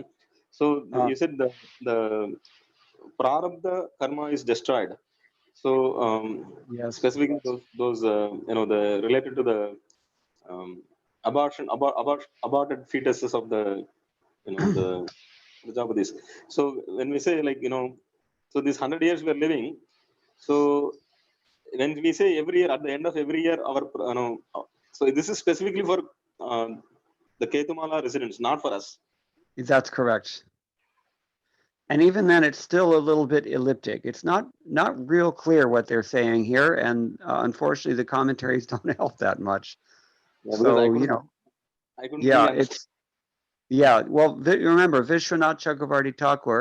Well, maybe before we go on, why don't you ask your question in Tamil, and I'll try to answer that. என்னுடைய கேள்வி என்னன்னா, அந்த ஒரு வருஷத்தினுடைய கடைசியில வந்து இந்த புதல்விகள்லாம் வந்து கருச்சிதைவுக்குள்ளாகுன்னு சொன்னது வந்து பிரபு என்ன சொன்னாங்கன்னா வந்து இது வந்து அவங்களுடைய பிராரப்த கர்மா, அவங்களுடைய அந்த கர்மா வந்து அழிஞ்சிருது அப்படின்னு சொன்னாரு பிரபு. அப்ப நான் வந்து இது வந்து அவங்களுக்கு மட்டும்தானா இல்ல நமக்கும் நம்ம 100 வருஷம் நம்மளும் வாழ்றோம், நமக்கு பகல் இரவுலாம் இருக்கு, இது நமக்கும் இது பொருந்துமா அப்படின்னு கேட்டேன். அப்போ இல்ல ஆனா அப்படின்னு சொல்ல முடியாது, ஆனா இதுல கொஞ்சம் குழப்பம் இருக்கு, புரியல அப்படிங்கிறார். ஆனா எனக்கு புரியல அப்படின்னு சொன்ன பிரபு வந்து விளக்கம் கொடுக்குறார். So in answer to this question, I will admit this is a very difficult section of the Bhagavatam to understand clearly. So பாகவதத்துல வந்து கடினமான பகுதியை புரிந்து கொள்வதற்கு. But it is clear that this whatever statements are being made here, they refer exclusively to the residents of Ketumala Varsh. So ஒரு விஷயம் தெளிவு என்னன்னா, இப்ப இதுல சொல்லப்பட்டிருக்கிற விஷயங்கள் வந்து கேதுமால வருஷத்துல இருக்கக்கூடிய அவர்களுக்கு தான் பொருந்தும். Now, specifically as far as the identities of Samvatsara and his daughters and his sons and their offspring, those who are listening carefully will recall that Vishwanath Chakravarti Thakur made two interpretations on that situation. So Viswanath Chakravarthy வந்து ரெண்டு விஷயங்கள் அதுல ரெண்டு விதமான அர்த்தம் கொடுத்திருக்கிறார். அந்த பிரஜாபதி சம்பத்சரா, அவருடைய மகன்கள் மகள்கள் அவங்களுடைய அடையாளத்தை பத்தி. The second interpretation is that we can interpret these days and nights and offspring or fetuses as the prarabdha karma results of the inhabitants of Ketumala Varsha. So ஒண்ணு வந்து சம்பத்சரங்கிறது வருஷம், அடுத்தாப்புல வந்து அவங்களுடைய மகன்கள் வந்து பகல் பொழுதாகும், அடுத்தது புதல்விகள் வந்து இரவாகும், அதன் பிறகு அந்த கரு கர்ப்பம் அது வந்து பிராரப்த கர்மாவும் பார்த்தோம். Night time is the time for enjoyment. So இரவு நேரம் தான் அனுபவிக்கிறதுக்கு தகுந்த நேரம். That enjoyment is the cause of karma. அந்த அனுபவிக்கக்கூடிய அதுதான் காரணம் கர்மாவிற்கு. The karma so produced is therefore called the daughters or the sons of those nights. So அந்த இரவு அந்த அந்த புதல்களுடைய அனுபவத்தின் காரணமாக வரக்கூடியதுதான் வந்து அந்த கர்மா. At the end of growth time in the form of 1 year, with the end of that enjoyment, all these reactions are destroyed. So ஒரு வருஷம் முடிஞ்ச பிறகு இந்த எல்லா விதமான கர்மாவும் அழிக்கப்படுது. It seems to be that there's no reaction, or at least the reaction only lasts for 1 year and then it goes away. In Ketumala Varsha. கேதுமால வருஷத்துல அவங்களுடைய கர்மாவுக்கு ஒரு வருஷம் அந்த கர்மா அனுபவிக்கிறாங்க, அதன் பிறகு அந்த கர்மா அழிக்கப்படுது. Moreover, on top of that, it seems to be that after they spend their lives enjoying like this with the Lord and with Lakshmi and in their family life, because after all, these are all Prajapatis, then these presiding deities of the days and nights, by worshipping the Lord, they will eventually attain Vaikuntha. So நம்ம மேலும் பார்த்தோம், அவர்கள் பகவான் காமதேவராகக்கூடிய காமதேவர் மற்றும் லட்சுமி தேவி அவங்க ரெண்டு பேரையும் வழிபட்டு அதன் மூலமாக அவர்கள் தூய்மை அடைந்து அவர்கள் வந்து வைகுண்டத்துக்கு போகிறார்கள் அப்படிங்கிறத பார்த்தோம். Sometimes we hear in the Shastras, if you chant this mantra or if you hear this akhyana, then you will get all material enjoyment, and at the end you will also go back, you'll get moksha, you'll go back to Godhead. So சில நேரங்கள் நம்ம சாஸ்திரம் படிக்கும்போது அதுல வந்து பல சுத்தி சொல்லிருப்பாங்க, இதெல்லாம் நீங்க படிச்சீங்க அப்படின்னா வந்து நீங்க உங்களுக்கு எல்லா விதமான பௌதீக சௌகரியங்களும் கிடைக்கும், அதன் பிறகு நீங்க வந்து பகவானுடைய ஏற்படுத்தி திரும்ப போவீர்கள். So here we see one example of how that actually transpires. So இப்போ நம்ம அந்த அதுக்குண்டான ஒரு உதாரணத்தை நம்ம பார்த்துட்டு இருக்கோம். These are not residents of the Svargaloka, where sense gratification is even higher than this standard. These are also residents of Jambudweep. They're human beings. So இது வந்து ஸ்வர்கலோகத்திற்குரிய தேவர்கள் பத்தி நம்ம சொல்ல வரல, இவங்க வந்து மனிதர்கள் தான், ஆனா கேதுமால வருஷத்துல இருக்காங்க, அவங்க வந்து மனிதர்கள். But because they are Prajapatis and because they're imbued with that consciousness of full commitment to household enjoyment, they somehow or other have this opportunity that they can indulge in that way, and then all their karmas are from time to time cleaned up, and at the end they go back to Godhead, because after all they are worshipping Lakshmi and Narayana. So இவர்கள் தேவர்கள் கிடையாது, இவர்கள் வந்து முழுமையாக இந்த இல்லற வாழ்வில் ஈடுபட்டு அந்த சந்தோஷத்தை அனுபவிக்க நினைக்கிறதுனால அவர்கள் அங்க இருக்கிறார்கள், அவர்கள் இன்பத்தை அனுபவிக்கிறார்கள். ஆனால் வருடந்தோறும் அவருடைய கர்மா அழிக்கப்படுது, அதன் பிறகு அவர்கள் லட்சுமி தேவியும் காமதேவனையும் வழிபடுவதனால அவர்கள் வந்து பகவானுடைய இருப்பதற்கு திரும்பி போகிறார்கள். If it sounds like a good deal, then you can try to just sneak over into Ketumala Varsha. இது உங்களுக்கு பிடிச்சிருந்தது அப்படின்னா நீங்களும் கேதுமால வருஷத்துக்கு போகலாம். That way you can remain attached to your household life and still go back to Godhead. அது மாதிரி நீங்க உங்க குடும்ப வாழ்க்கையிலும் பற்றுதலோட இருந்து நீங்க பகவானுடைய ஏற்படுத்தி திரும்ப முடியும். But I'll warn you, you have to get across the Himalayan mountains first. அதுக்கு உங்களுக்கு நான் எச்சரிக்கிறேன், நீங்க வந்து இமயமலையை தாண்டி போகணும் முதல்ல. And everybody knows what happens when you try to cross the Himalayas. எல்லாருக்கும் இமயமலை கடந்து போகும்போது என்ன நடக்கும்னு உங்களுக்கு தெரியும். even if you make it across, then you've got to deal with the People's Liberation Army. நீங்க அது கடந்து போனாலும் அதுக்கப்புறம் பாத்தீங்கன்னா நீங்க அங்க இருக்கக்கூடிய படைகளை சந்திக்க வேண்டியிருக்கும். குறிப்பாக is it Chinese army Prabhu? Yes. China படையை சந்திக்க வேண்டியிருக்கும். And then you've got to get across Mount Meru as well. That's even higher. அதுக்கப்புறம் மேரு மலையை கடந்து போகணும். அது அதை விட உயரமானது. So it's better just to chant Hare Krishna, hear Srimad Bhagavatam, and take prasadam, associate with devotees, and go back to Godhead. அதை விட சிறந்தது என்னன்னா ஹரே கிருஷ்ண ஜெபம் பண்ணுங்க, பாகவதம் படிங்க, பக்தர்களோட சேர்ந்து பாகவதம் படிங்க, பகவான் போய் சேருங்க. We've all taken birth where we've taken birth because it's the appropriate place for us. We should be satisfied. நாமெல்லாம் ஏன் பிறந்திருக்கோம் அப்படின்னா நம்ம நமக்கு சரியான இடத்துல பிறந்திருக்கோம், அதனால நமக்கு இது சரியான இடம், அதனால இங்கிருந்து நீங்க வந்து இதோட திருப்தி அடைங்க. Okay, so any other questions or any comments? So வேற ஏதாவது கேள்விகள், வேற ஏதாவது கருத்துக்கள் இருக்கா?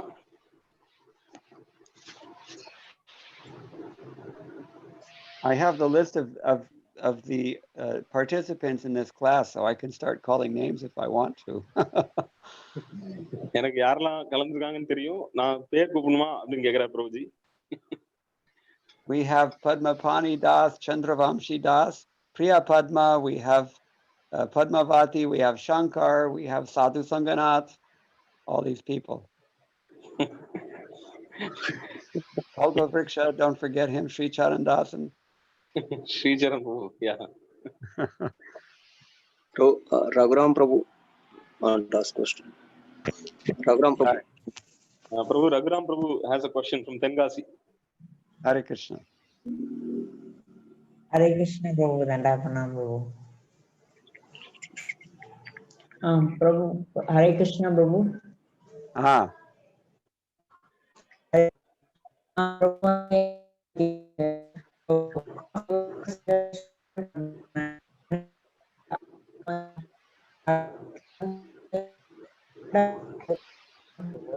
Raghuram Prabhu, நீங்க பேசுறது கேட்க மாட்டேங்குது. Hare Krishna.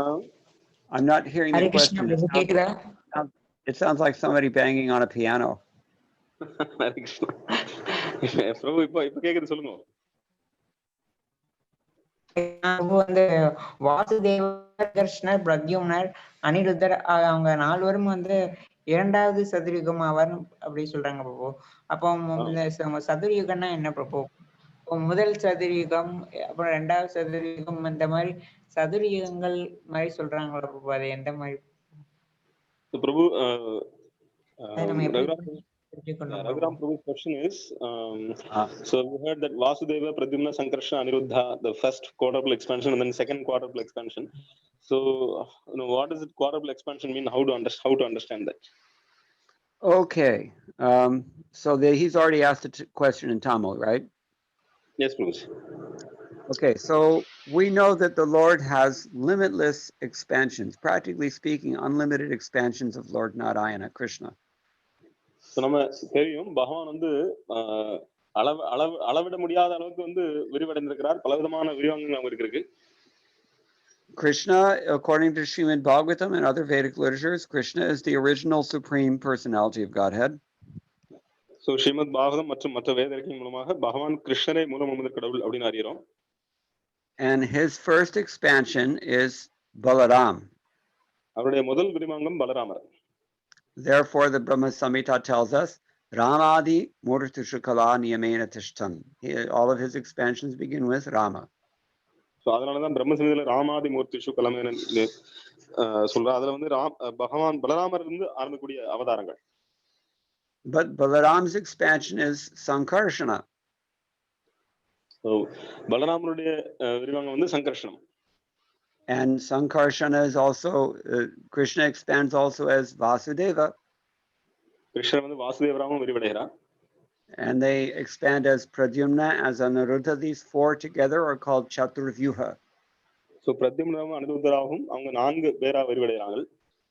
And then so many multi-forms extend from this Chaturvyuha. The Chaturvyuha is especially meant for expanding more and more and more multi-forms of the Supreme Personality of Godhead, just to reciprocate with the love of his devotees who are attracted to him in various ways.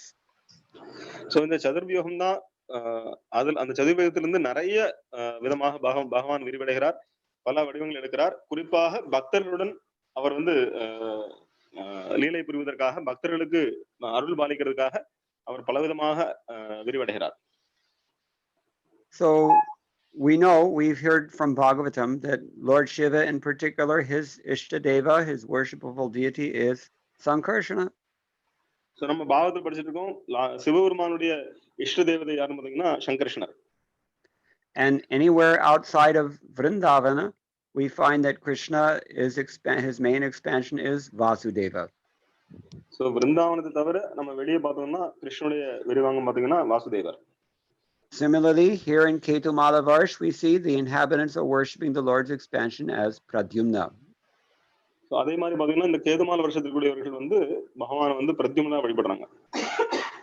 This fourth expansion is also Aniruddha is there as well. So நான்காவதாக அனிருத்தரும் இருக்கிறார்.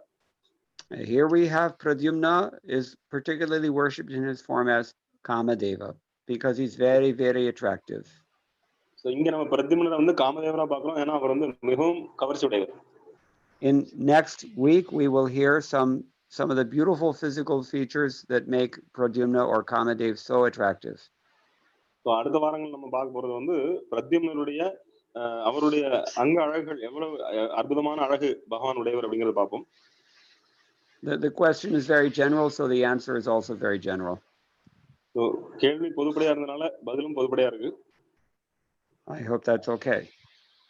ரகுராம் பிரபு ஓகேயா? சரி, okay? சரி ரகுராம் பிரபு சரியா?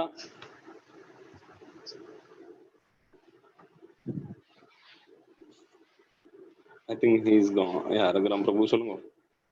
We lost him. Yeah, he has come back. Okay. Okay, thank you, Prabhu. Kandipa. கண்டிப்பா. சரி, okay. Okay, what else? வேற பக்தர்கள் ஏதாவது கேள்வி இருக்கா?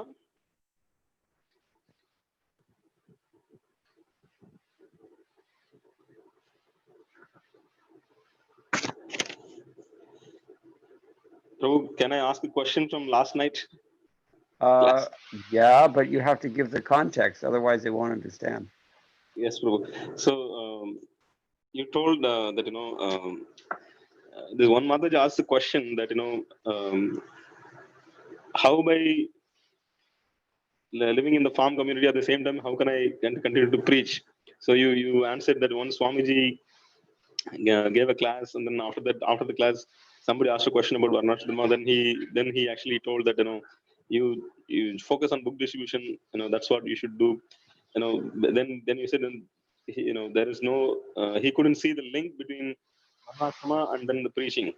So I was hearing that because my phone was breaking, I couldn't hear the complete answer to your question, your reply, because in the middle the phone connection was broken.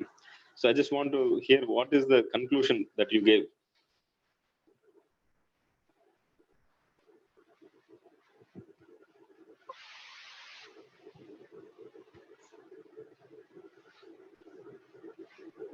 Very lengthy answer as well. Can you hear me? Yes, Prabhuji. So I was hearing part of the answer, like you told he gave the lecture, and then but after the lecture he explained that focus on book distribution, and he couldn't see the link between living in the farm community at the same time preaching. Yes. Okay. So if we have everyone's permission to change the topic, then I will answer the question. But you might want to yes, ask in Tamil. So இது வந்து நேற்றுக்கு பிரபு கொடுத்த உபன்யாசத்துல இருந்து கேள்வி, ஒரு மாதாஜி கேள்வி கேட்டாங்க, அந்த பதில் என்னால முழுமையா கேட்க முடியல. சோ இந்த டாபிக் நம்ம மாத்தலாமா, இல்ல இந்த செக்ஷன்ல உங்களுக்கு ஏதாவது கேள்வி இருக்கா, இல்ல அந்த கேள்விக்கு பதில் பிரபு சொல்லலாமான்னு கேக்குறாரு. Okay, so this is a very big topic, of course. It's hard to really summarize the answer, but I will try. So ரொம்ப கடினமான ரொம்ப டாபிக், ஆனா இது வந்து சுருக்கமா சொல்றது கஷ்டம், இருந்தா நான் முயற்சி பண்றேன். You phrased the question in terms of the problem rather than just an anecdote, right? Yes, Prabhu. So I will repeat that I was in a class in Los Angeles once, and the topic of the class, well, the topic of the verse was Varnashram Dharma, and of course Prabhupada's purport was also about Varnashram Dharma. The entire passage was about Varnashram Dharma, and so was the chapter. But the class was about book distribution, so the question was raised, can you please, he asked the speaker, the questioner asked the speaker, can you please say a few words about Varnashram? So நான் loss ஏஞ்சல்ஸில் இருக்கும்போது ஒரு பாகவதம் வகுப்பு நடந்தது. அதுல பாகவதம் ஸ்லோகமும் மொழிபெயர்ப்பு பொருளை எல்லாமே வர்ணாசிரம தர்மத்தை பத்தி அவர் வந்து, ஆனா அந்த வகுப்பு வந்து புஸ்தக விநியோகத்தை பத்தி இருந்தது. அப்போ ஒருத்தர் வந்து கேள்வி கேட்டார். அப்போ நீங்க கொஞ்சம் வர்ணாசிரம தர்மத்தை சொல்ல முடியுமா அப்படின்னு கேட்டார். And the immediate answer was very simple. If everyone moves out to the farm, then who's going to preach? So பதில் பார்த்தீங்கன்னா ரொம்ப எளிமையா இருந்தது. எப்படின்னா, எல்லாருமே வந்து ஃபார்ம், அதாவது விவசாய பூமிக்கு போயிட்டீங்கன்னா யார் வந்து பிரச்சாரம் பண்ணுவாங்க? So this immediately demonstrated to me not only that the speaker's conception of Varnashram was limited to a farm community, but also that he was not able to connect that with preaching. So எனக்கு உடனடியாக என்னால புரிஞ்சுக்க முடிஞ்சதுன்னா, அந்த பேச்சாளர் வந்து அவர் வந்து வர்ணாசிரம தர்மத்துக்கும் இந்த விவசாய பூமியில வாழ்றது மட்டும்தான் வர்ணாசிரமம் நினைச்சிருந்தார். அதுக்கும் வர்ணாசிரம தர்மத்துக்கும் பிரச்சாரத்துக்கு என்ன சம்பந்தம்னு தெரியல. வர்ணாசிரம தர்மம் உண்மையாவே என்னன்னு அவருக்கு வந்து தெரியல. ஏன்னா அவர் வந்து விவசாய பூமி மட்டும்தான், விவசாயத்துல இருக்கிற மட்டும்தான் வந்து வர்ணாசிரமம் நினைச்சிட்டு இருக்கார். It is a fact that when Prabhupada was practically addressing Varnashram in practical terms, he tended to emphasize the importance of having self-sufficient agrarian communities, farm communities. So பிரபுபாதர் வந்து நடைமுறை, அதாவது வந்து இந்த வர்ணாசிரமத்தை வந்து நடைமுறைப்படுத்து அப்படிங்கிறதுக்கு வந்து தற்சார்புடைய கிராமங்கள் உருவாக்கணும், விவசாய கிராமங்கள் உருவாக்கணும் அப்படின்னு சொல்லியிருக்கார். But it would be wrong to assert that that is the entire extent of Varnashram concerns. முழுமையாவே வர்ணாசிரம தர்மம் அப்படிங்கிறது வந்து அந்த தற்சார்புடைய கிராமங்கள் மட்டும் கிடையாது. So that's the first thing. அதான் முதல் விஷயம். And then the second thing is that one of the biggest book distributors in the United States raised his hand to ask the next question because his interest was piqued by this very terse answer. So ரெண்டாவது பாத்தீங்கன்னா, அங்க உலகத்திலேயே மிக அதிகமாக புத்தகம் விற்கக்கூடிய ஒருத்தர் வந்து கை தூக்கி அவர் கேள்வி கேட்டார். So this book distributor explained to the speaker that I've been distributing these books very successfully for the last 30 years, every day. கடந்த 30 வருடங்களாக நான் வந்து வெற்றிகரமாக பிரபுபாத புத்தகங்களை விநியோகம் பண்ணிட்டு இருக்கேன். He said, I regularly meet people who are very acquainted with our books. They are reading our books. நான் வந்து நிறைய பேர் சந்திக்கிறேன். அவங்க நிறைய பேர் பிரபுபாத புத்தகங்களை படிக்கிறவங்கள நிறைய பேர் சந்திக்கிறேன். They sympathize with our teachings. They believe a lot of what we have to say. So அவங்க வந்து நம்மளுடைய அறிவுரைகள், நம்மளுடைய புத்தகங்கள் என்ன சொல்லுதோ அதை வந்து அவங்க ஏத்துக்கிறாங்க. So when I asked them, why don't you come and join us, get involved and, work with us? நான் அவங்க கேக்குறேன், நீங்க வந்து எங்கூட வந்து சேர்ந்துங்களா, எங்கூட வந்து வேலை பாருங்கன்னு சொல்றேன். They say, well, there's a problem with that because the kind of lifestyle that we see you people leading and the kind of lifestyle that we see demonstrated, expressed in Srila Prabhupada's books, there's a difference between those two. அப்ப அவங்க சொல்றாங்க, நாங்க பிரபுபாதர் புத்தகங்களை என்ன சொல்றாங்களோ அந்த வாழ்க்கை முறை வேற மாதிரி இருக்கு, ஆனா நீங்க வாழ்ற வாழ்க்கை முறை வேற மாதிரி இருக்கு. There is one of the things that links Varnashram with preaching. So ஒரு விஷயம் வர்ணாசிரமத்துக்கும் பிரச்சாரத்துக்கும் தொடர்பு இருக்கு. And it's undeniable. அதை யாரும் மறுக்க முடியாது. Another thing is that we live in a society that has demonstrated itself again and again to be non-sustainable. It is artificial. The lifestyle modern lifestyle generally is artificial. So நம்மளுடைய இந்த இப்போ நம்ம இருக்கக்கூடிய வாழ்க்கை முறையானது வந்து செயற்கையானது. அது வந்து நீண்ட நாள் தாக்கு பிடிக்காது.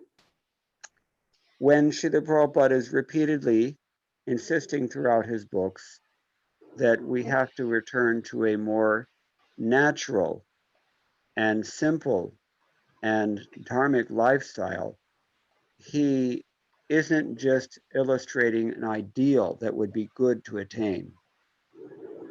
ஸோ சில பிரபுபாதர் அவருடைய புஸ்தகங்களை பலமுறை சொல்லியிருக்கிறார், நாம மிக எளிமையான இயற்கையான வாழ்வியல் முறைக்கு நம்ம போகணும் அப்படின்னு வலியுறுத்திருக்கிறார். Instead, he is urging us to adopt the only kind of lifestyle that actually works. So அவர் என்ன சொல்றாருன்னா, ஒரே ஒரு விஷயம், எந்த வாழ்க்கை வாழ்வியல் நமக்கு ஒத்து வருமோ அதை பண்ண சொல்றாரு. We've seen in the last, say, 6 months or so, that the artificial lifestyle that we're leading can be very quickly disturbed. Just with a little germ is all it takes, and the whole world, $50 billion wasted on this coronavirus so far. கடந்த 6 மாசங்கள் நம்ம பார்த்திருக்கோம், ஒரே ஒரு சின்ன கிருமி, அந்த கிருமி நம்ம எல்லாத்தையும் புரட்டி போட்டுச்சு, ஒரு $50 பில்லியன் நஷ்டம் அப்படிங்கிறாங்க. Millions of people, almost 1 million people dead also, many millions of people infected. So பல லட்சக்கணக்கான மக்கள் உயிரை விட்டாங்க, கோடிக்கணக்கான மக்கள் அவஸ்தைப்பட்டிருக்காங்க. And it extends mainly from the sinful activity of meat eating. So குறிப்பாக பார்த்தீங்கன்னா இந்த மாமிசம் உண்பதனால வரக்கூடிய பிரச்சனை.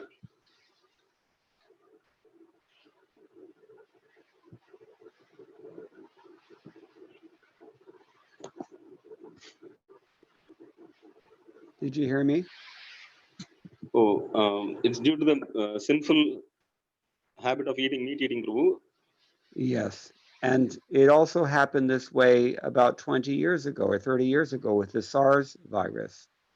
20-30 வருஷத்துக்கு முன்னால இதே மாதிரி SARS வைரஸ் ஒன்னு வந்தது. It seems like these things always seem to come out of China somehow. இது எல்லாமே சைனால மட்டும் தான் வருது நினைக்கிறேன்.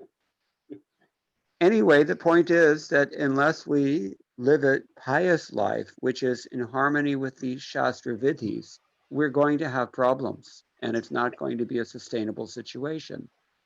So, இன்னொரு விஷயம் சொல்லணும்னா, நம்ம சாஸ்திர விதிப்படி இயற்கையோட ஒன்றி வாழல அப்படின்னா அந்த பிரச்சனை வரதான் செய்யும்.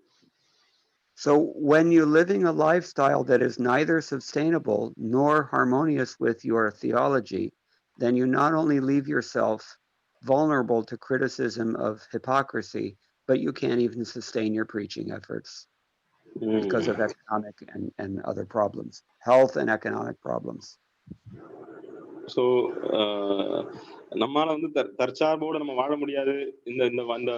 இந்த வாழ்க்கை, நம்ம வாழக்கூடிய வாழ்க்கையானது நீண்ட நாள் போகாது அப்படின்னு தெரியுது. ரெண்டாவது பாத்தீங்கன்னா, நம்ம சாஸ்திர விதிப்படியும் நம்ம நடக்கிறது இல்ல, நம்மளுடைய சாஸ்திர கோட்பாடுகளுக்கும் சார்ந்து நம்மளுடைய வாழ்க்கை இல்லை அப்படிங்கிற பட்சத்துல, அப்ப கண்டிப்பாக மற்றவர்கள் நம்மள இவங்க போலி வாழ்க்கை வாழ்கிறார்கள், சொல்றது ஒண்ணு செய்யறது ஒண்ணு இருக்காங்க, அப்ப இவங்களை நம்ம எப்படி பிரச்சாரத்தை உங்களால சரி நடத்த முடியும்? Now, India is hell-bent, it seems, on pursuing all the wrong choices that the West has already made within the last century or so. So, India ரொம்ப பிடிவாதமா இருக்கு எப்படின்னா, மேற்கத்திய நாடுகள் செஞ்ச எல்லா தப்பையும் நாமளும் செய்யணும்னு பிடிவாதமா இருக்காங்க. It seems as if the Indians have a mindless devotion to aping the mistakes of the West. Mindless devotion. இந்தியர்கள் That's about clueless goats.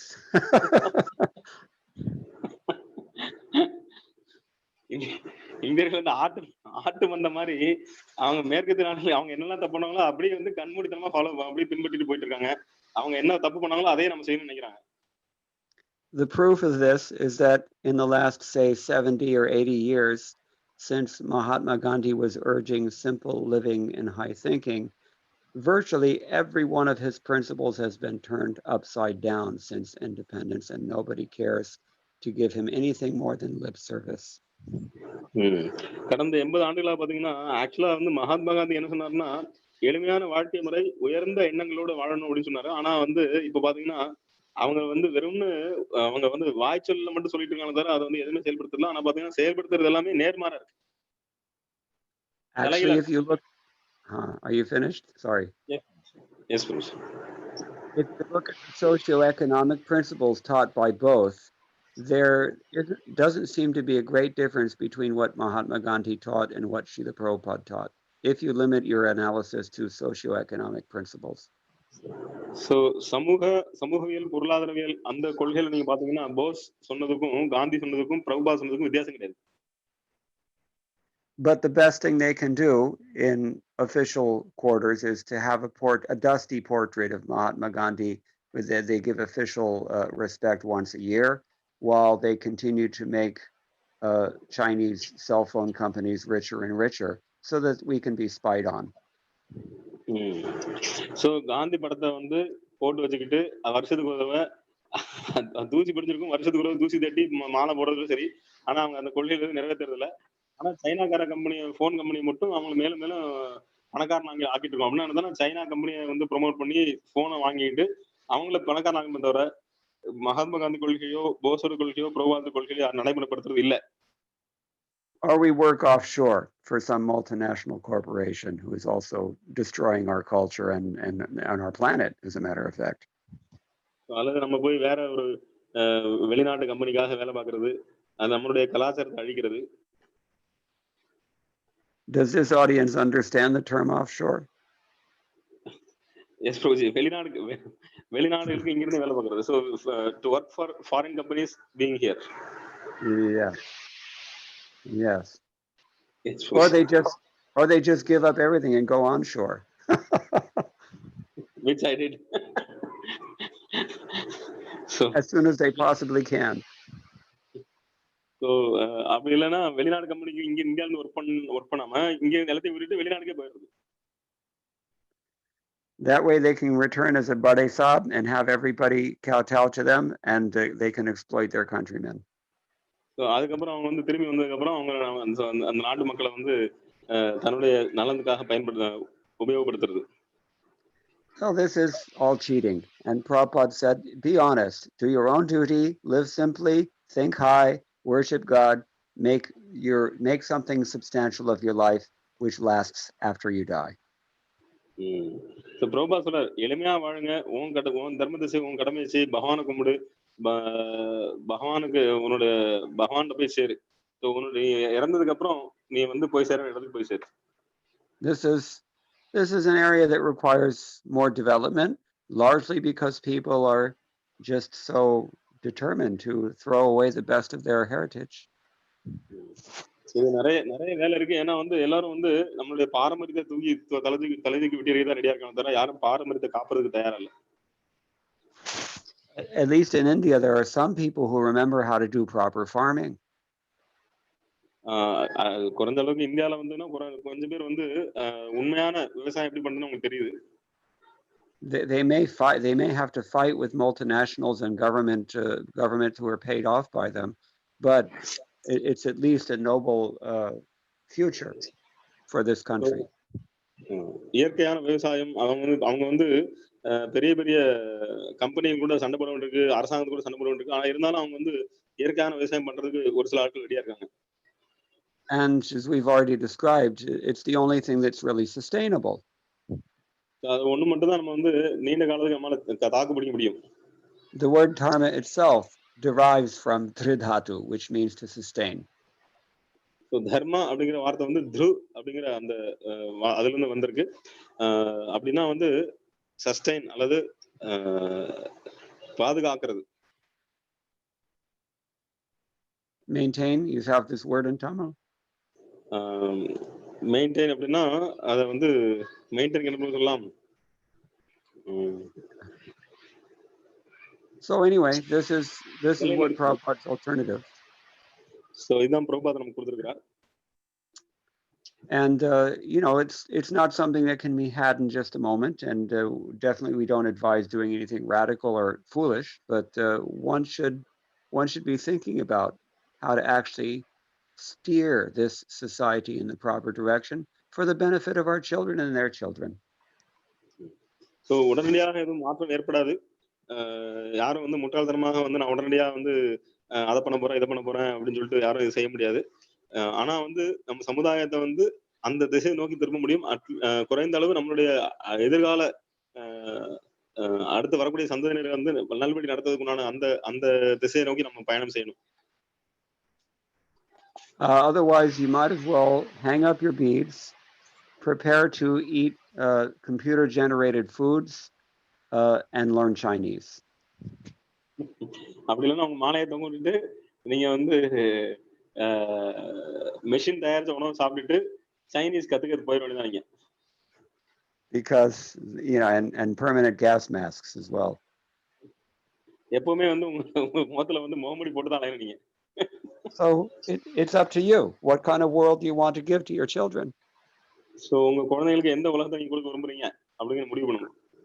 I very often say that it only takes one generation of neglect and you can wipe out thousands of years of cumulative wisdom and knowledge and spiritual attainment and culture and so forth. நான் எப்பவுமே சொல்லுவேன், ஒரு பாரம்பரியமா எத்தனையோ பாரம்பரியமா வந்துட்டு இருந்த பரம்பரையா வந்த விஷயத்த ஒரே ஒரு தலைமுறை விட்டா போதும், அந்த அந்த நல்ல விஷயங்கள் எல்லாம் தொலைஞ்சு போயிடும். What culture is there in the world other than paramparagata bharatiya sanskriti? So பாரம்பரியமாக வந்து பாரத நாட்டில் இருக்கக்கூடிய கலாச்சாரத்தோட வேற என்ன இருக்கு, வேற என்ன கிடைக்க போகுது? And even if there is some culture somewhere else, does it give us the sadhya or the prayojana that Srila Prabhupada has brought us? So இந்த பாரம்பரியம் இல்லாம வேற எங்கேயாவது பாரம்பரியம் ஏதாவது இருந்தாலும் கூட அது வந்து பிரபுபாதர் கொடுத்த இந்த நமக்கு பலனை கொடுக்குமா? பிரபுபாதர் சொல்லக்கூடிய பலன் கொடுக்குமா நமக்கு? So human form of life is a life for making responsible choices. So மனித வாழ்க்கை வந்து பொறுப்புமிக்க முடிவுகள் எடுக்க வேண்டிய விஷயம். And we can choose to live like animals. That's the default. If we're not trained in spiritual values, the default is that we will become animals. நாம வந்து மிருகங்கள் போல வாழணும்னு ஆசைப்பட்டோம்னா மிருகங்களாயிருவோம். Dvipada pasu. இரண்டு கால் மிருகங்கள். So the better thing is to actually cultivate Krishna consciousness, and that's a real substantial gain. So உண்மையான விஷயம் வந்து கிருஷ்ண உணர்வை வளர்க்கணும். மனித வாழ்க்கையில வந்து கிருஷ்ண உணர்வை வளர்த்துக்கிறதுக்குள்ளதான் முக்கியமான நோக்கம். Is that a satisfactory answer? Thank you, Prabhu. Sorry, I was hearing on and off, but because of the phone problem, I couldn't completely hear. Koi baat nahi. Thank you, Prabhu. So if there's nothing else, then we can adjourn, I think. So பக்தருக்கு வேற ஏதாவது கேள்வி இருக்கா பிரபுட்ட? சரஸ்வரம் பிரபு. Shankar Prabhu சொல்லுங்க. Shankar Prabhu has a question. Okay. தண்டரப்பணம். நமஸ்காரம் பிரபு. குடும்பத்து மேலயும் பற்று வச்சுக்கிட்டு கிருஷ்ண மேலயும் பற்று வச்சுக்கிட்டு கோலவுல பிருந்தாவனம் எப்படி போக முடியும் பிரபு? அந்த கான்டெஸ்ட் வந்து எப்படி புரிஞ்சுக்கிட்டதுன்னு என்னோட கேள்வி வந்து பிரபு. என்னது? ஹரே கிருஷ்ணா கேள்வி. ஹரே கிருஷ்ணா கேள்வி புரியல.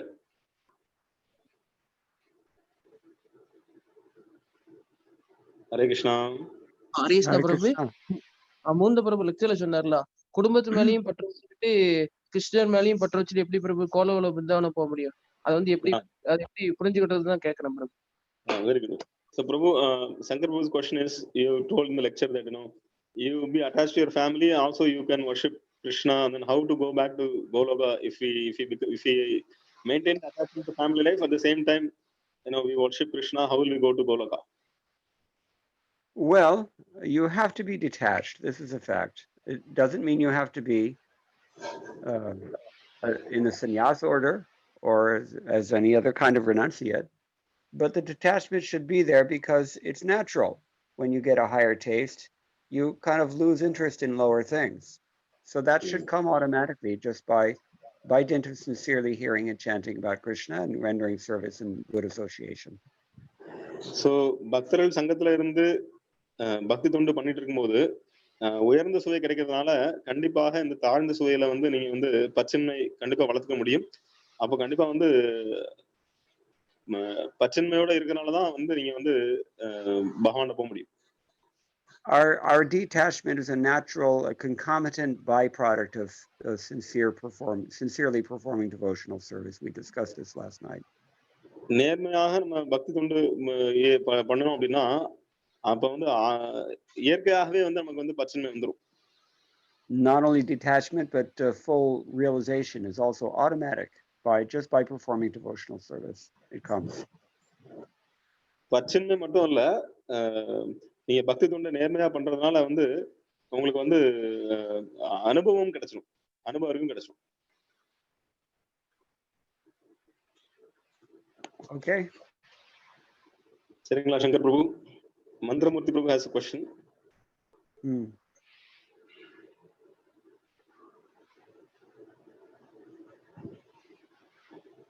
மந்திரமூர்த்தி பிரபு சொல்லுங்க.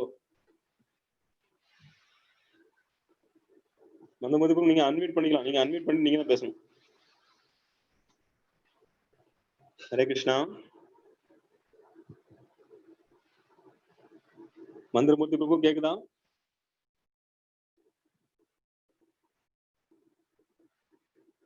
Hare Krishna. Is he the one with his hand raised? Yes, Prabhu, Mantramurthy. Okay. But somehow I think he is having difficulty unmuting. I don't know. Prabhu, you unmute panikalam. Hare Krishna. Hare Krishna. Hare Krishna Prabhu, Sitapati Prabhu solunga. Hare Krishna Prabhu. Prabhu, Thanad Pranam Prabhu. சொல்லுங்க. Hare Krishna. சொல்லுங்க பிரபு. பிரபு. Hare Krishna Prabhu, Thanad Pranam Prabhu. Sitapati Prabhu. Prabhu, Hare Krishna. Yes, I'm here. I can't. அதாவது இப்ப நாங்க வந்து ஒரு மந்திரமூர்த்தி இதுல போட்டு கிட்டத்தட்ட ஒரு 30 பேர் கேட்டுட்டு இருக்கோம். அதை பிரபுட தெரியப்படுத்துங்க. இன்னைக்கு சண்டே ப்ரோக்ராமே பிரபு கிளாஸ் தான். சண்டே ப்ரோக்ராம் ஆரம்பிச்சாச்சீங்க? ஆரம்பிச்சாச்சு. சண்டே ப்ரோக்ராம் ஆரம்பிச்ச பக்தர்கள் மட்டும்தான். இப்போ வந்து ஒரே அதான் அந்த குரூப்ல வந்து 24 பேர்ல இப்ப நாங்க ஒரு 35 பேர் இருக்கோம். அதை பிரபுட தெரியப்படுத்துங்க. Prabhuji, this is Sitapati Prabhu. So they are listening through Mantramurthi's ID, Zoom ID, but around 30 I recognize the voice right away. உங்க குரல் வந்து உடனடியா தெரியுது அவருக்கு. நீங்க தான் தெரிஞ்சிச்சு அவருக்கு. ஹரே கிருஷ்ணா பிரபு. Okay. So around 30 devotees assembled in Tachanallur. They have started the Sunday Feast program. So 30 devotees will listen to the lecture. Oh, okay. Oh, basically this to all the Tachanallur and devotees there. Tachanallur பக்தர்களுக்கு என்னோட பணிவான நமஸ்காரங்கள் சொல்ற பிரபுஜி. ஹரே கிருஷ்ணா. ஹரே கிருஷ்ணா. ஹரே கிருஷ்ணா மந்திரமூர்த்தி பேசுறேன். ஹரே கிருஷ்ணா. சொல்லுங்க பிரபு. பிரபு பேசின கிளாஸ்ல இருந்து ஒரு 2 கொஸ்டின் இருக்குது. கேளுங்க. அது வந்து அதாவது வர்ணாசிரம தர்மம், அந்த மனு தர்மத்துல உள்ளதை பத்தி கேக்குறேன். பிரபு வந்து இந்த வெளிநாட்டுல போய் வேலை பார்க்கறத பத்தி பேசினாங்க. அதுல வந்து நம்ம வந்து ஒரு சாதாரண மனிதர் வந்து தன்னுடைய குடும்பத்தை மேம்படுத்துறதுக்காக வெளிநாடுகளுக்கு போய் வந்து சம்பாத்தியம் பண்ணலாம் அப்படின்னு வந்து மனு தர்ம சாஸ்திரம் வந்து அனுமதி கொடுத்திருக்குது. ஆனா அவங்களுடைய சம்பாத்தியத்துல பெரும்பகுதி தன்னுடைய குடும்பத்தை கவனிக்கிறதுக்காக அவங்க எப்போதுமே இங்க வந்து அவங்களுடைய வீட்டுல எல்லா வகையான சௌகரியங்களையும் அவங்க வந்து செய்து கொடுக்க முடியுதால் அவங்க வந்து அந்த வெளிநாட்டு வாழ்க்கை வாழலாம். தன்னுடைய குடும்பத்தை வந்து இங்க விட்டுட்டு அவங்க வந்து நம்ம சொல்லுவாங்க இல்லையா, நம்ம தமிழ்ல ஒரு வார்த்தை உண்டு, திரைக்கடல் ஓடியும் பிறவியும் தேடு சொல்லுவாங்க இல்லையா. அந்த மாதிரி நமக்கு வந்து அனுமதி இருக்குது, அது மனு தர்ம சாஸ்திரத்துல இருக்குது. அதை வந்து பிரபுக்கு தெரியப்படுத்தணும்ட்டு விரும்பினேன். 2வது வந்து ஒரு பிராமணர் வந்து கடல் கடந்து போகக்கூடாது அப்படின்னு வந்து சொல்லப்பட்டிருக்கு மனு தர்ம சாஸ்திரத்துல. ஆனா நமக்கு வந்து பிரபாதா வந்து ஒரு பிறப்பால வந்து பிராமணரா இருக்கிறார். இப்போ நம்ம வந்து பிரபுபாதாவை வந்து பிராமணரா பார்க்கணுமா வைஷ்ணவரா பார்க்கணுமா? அவங்க இங்க இருந்து நமக்கு பிரச்சாரம் பண்றதுக்காக வெளிநாடுகளுக்கு போறாங்க, அதாவது கடல் கடந்து போறாங்க. பிரபுபாதா காலத்துல வந்து இந்த விமர்சனம் பிரபுபாதா மேல மிக அதிகமா இருந்ததுன்னு கேள்விப்பட்டேன். இத வந்து பிரபு வந்து எனக்கு கொஞ்சம் சொல்லணும். ஹரே கிருஷ்ணா. முதல்ல நீங்க ரெண்டாவது கேட்டா முதல்ல சொல்லிடுறேன். So Prabhuji, Mandramurti Prabhu has two questions. So one question is, so you told about not to cross the ocean and go, go away from Bharat Bhumi, like India. So Prabhupada went out of India for preaching, but in the Shastra it is said that the Brahmana should not cross oceans. Yes. So by birth is Prabhupada Brahmin. Is by when he went out of India, so many people criticized him that he crossed India. So he wants more explanation on that. Well, there's so many ways to answer this question. I don't know where to begin.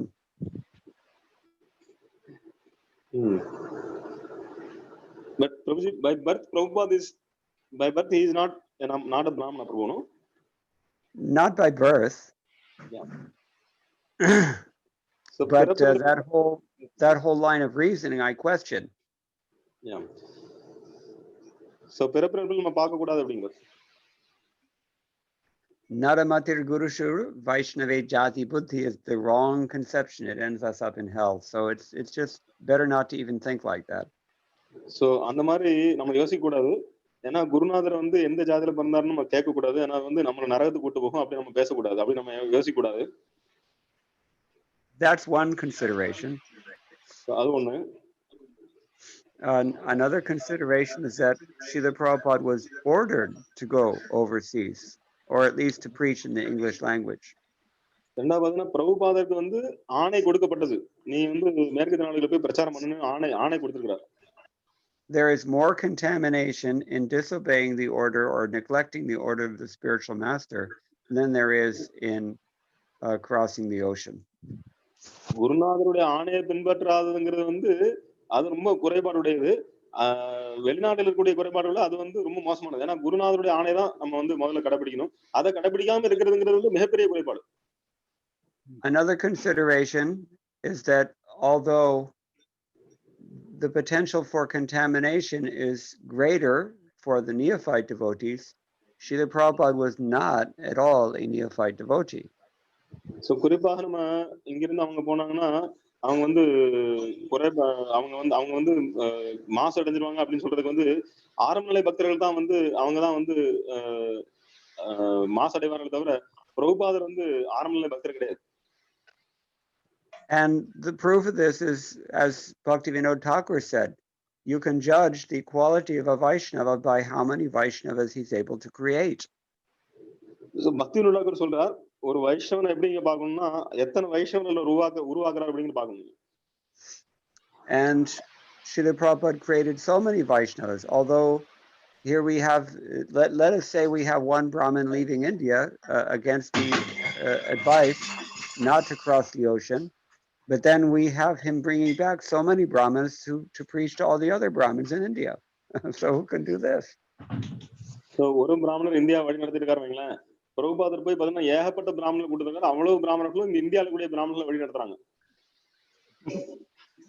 So Prabhupada's potency speaks for itself. Now, one final observation I'll make on this is that along with the order of the spiritual master comes the empowerment to fulfill it. So குருநாதருடைய ஆணையோட சேர்த்து அந்த ஆணையை நிறைவேற்றுவதற்கான சக்தியும் கொடுக்கப்படுது. Even against impossible odds, if one has faith in the order of the spiritual master and acts according to his best capacity to fulfill that order, then Krishna will work through him. Despite whatever challenges are there, despite whatever disadvantages one has in himself.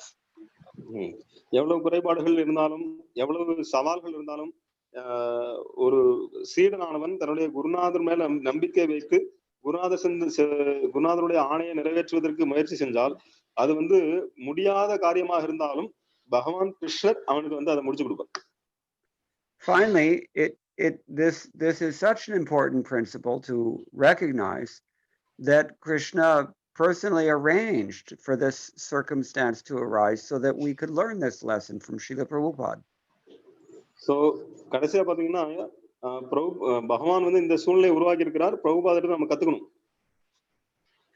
Look at what Prabhupada did because of his faith in the order of his spiritual master. Against all the odds, it was impossible circumstances that Prabhupada had to deal with, and yet he dealt with them by Krishna's grace.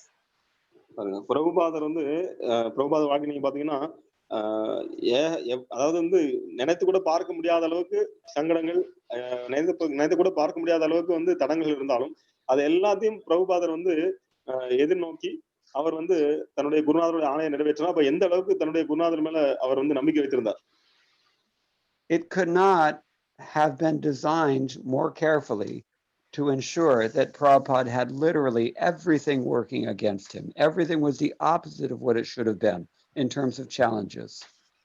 So பிரபுபாதருக்கு சவால்கள் பாத்தீங்கன்னா, தடங்கள் பாத்தீங்கன்னா அவருக்கு வந்து ஒண்ணு கூட அவருக்கு சாதகம் கிடையாது. எல்லாமே அவருடைய பிரசாரத்துக்கு எதிராக தான் இருந்தது.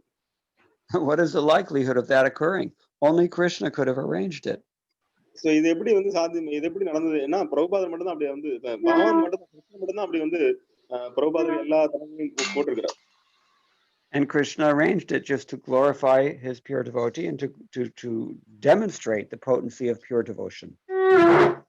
கிருஷ்ணர் வந்து தன்னுடைய தூய பக்தருடைய சக்தியை வந்து வெளிப்படுத்துவதற்காக, அதை நிலைநாட்டுவதற்காக வந்து இந்த சூழ்நிலைகளை உருவாக்கி இருக்கிறார். We're all sitting here discussing Bhagavatam tonight only because of Prabhupada's determination and his faith in the order of his spiritual master. நாம எல்லாம் இன்னைக்கு உட்கார்ந்து இந்த பாகவத்தை படிச்சுட்டு இருக்கோம்னா அதுக்கு ஸ்ரீல பிரபுபாதர் தன்னுடைய குருநாதர் மேல வச்சிருந்த நம்பிக்கை தான் காரணம். So where's the question of contamination? அப்போ எங்க நம்ம அவர் மாசறதுக்கு எந்த விதமான கேள்வி அதுக்கு இடமே கிடையாது. But we should recognize our own potency and we should act in accordance with our own potency. If we cannot imitate Prabhupada, then we should not try to do so. So நாம பிரபுபாதரை நகல் செய்ய முயற்சி பண்ணக்கூடாது. நம்மளுடைய சக்தி என்னவோ அதுக்கு தகுந்த நம்ம வந்து செயல்பட வேண்டும். So it comes down to our faith, our own faith. So நம்மளுடைய நம்பிக்கை நம்மளுடைய நம்பிக்கையை பொறுத்தது. This decision, this choice, and this challenge of faith, it replicates itself with each and every generation. So ஒவ்வொரு தலைமுறையிலும் அவங்களுடைய நம்பிக்கை, அவங்க வந்து என்ன முடிவு எடுக்கிறாங்க, என்ன முடிவு எடுக்கிறாங்க அப்படிங்கிறது வந்து இந்த நமக்கு நம்பிக்கை, நம்மளுடைய நம்பிக்கையை பொறுத்து தான் இருக்குது. It's a spiritual thing. It's not a function of history or time, place, and circumstance. It's arranged by Krishna. இது வந்து நம்ம ஒவ்வொருத்தரும் வந்து எடுக்கக்கூடிய முடிவு நம்ம கிருஷ்ண மேல நம்பிக்கை வச்சிருக்கோமா இல்லையா அப்படிங்கிறது இது வந்து பகவான் கிருஷ்ணா தான் அரேஞ்ச் பண்றார். ஸோ நம்ம எல்லாருமே கண்டிப்பாக வந்து இந்த சவால்களை சந்திச்சாகணும். If we are serious about executing the mission that we have inherited from Srila Prabhupada, we will also find ourselves facing similarly difficult challenges in his service. So பிரபுபாதர் வழியில நாமளும் பிரச்சாரத்துல ஈடுபடணும் அப்படின்னு நினைச்சோம்னா அப்போ பிரபுபாதருக்கு சங்கடங்கள் வந்த மாதிரி நமக்கும் சங்கடங்கள் வரும். But if we have deep faith and if we surrender to following the orders of the spiritual master perfectly, then we will also cross beyond it. This is what Krishna promises in Bhagavad Gita. நமக்கு ஆழ்ந்த நம்பிக்கை இருந்து நாமளும் குருநாதருடைய ஆணையை பின்பற்றினால் கண்டிப்பாக நமக்கும் கிருஷ்ணர் வெற்றி கொடுப்பார். இது பகவத்கீதையில பகவான் சொல்லியிருக்கிறார். Matchitta sarva durgani mat prasadat trishyasi. In chapter 18 he says this. 18th அத்தியாயம் சொல்றார், என்னுடைய உணர்வு நீ இருந்தான்னா எல்லா விதமான தரங்களையும் தாண்டி என்னுடைய கருணை மூலமாக நீ வந்து வெற்றி அடைவாய். It's a lot easier to cross over an ocean than it is to cross over innumerable challenges. So கடல்ல கடந்து ஈஸியா போயிடலாம், ஆனா பல விதமான சவால்களை சமாளிக்கிறது கஷ்டம்.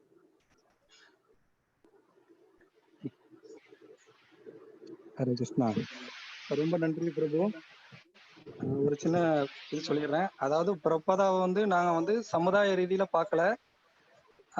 அதாவது வந்து நதி மூலம் ரிஷி மூலம் பார்க்க கூடாதுன்னு சொல்லியிருக்கிறாங்க, அது தவறுதான். ஆனா நான் அந்த ரீதியில வந்து பார்க்கல. என்னுடைய கேள்வி வந்து அப்படி தோணுச்சு.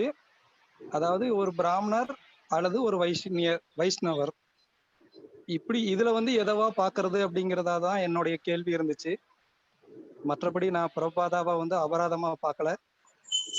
அது பிரபு தான் சொல்லிருங்க. ரொம்ப நன்றி பிரபு. பிரபுவோடைய பதில்கள் எனக்கு ரொம்ப திருப்தியா இருந்தது. Hare Krishna. Hare Krishna. Mandamurti Prabhu wants to clarify that no, he didn't look in the caste of Srila Prabhupada. He just wants to he wants to clarify that so should we see Prabhupada as a Vaishnava or Brahmana? So he was asking in that context.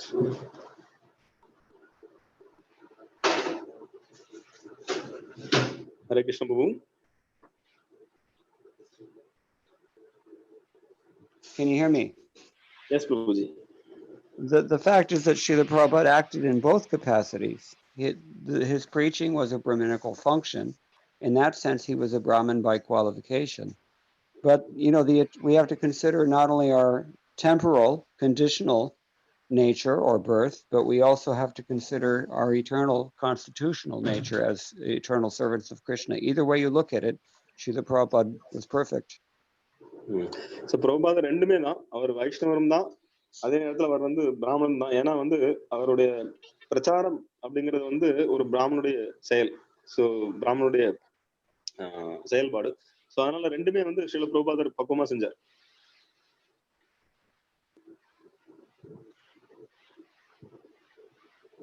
Okay.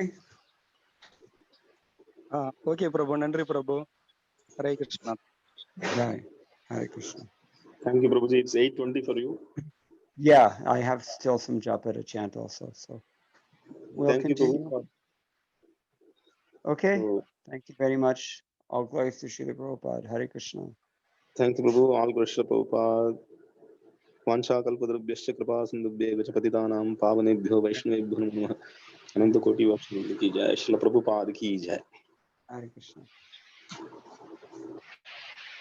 So அனைத்து பக்தர்களுக்கு ஒரு சின்ன வேண்டுகோள். நாளை காலையில வந்து Microsoft team meeting, அதை link already அனுப்பிச்சிருப்பார் பத்மாவனி பிரபு. காலச்சக்கர பிரபு class வந்து காலையில 8 to 9 எல்லாரும் வந்துருங்க. ஹரே கிருஷ்ணா.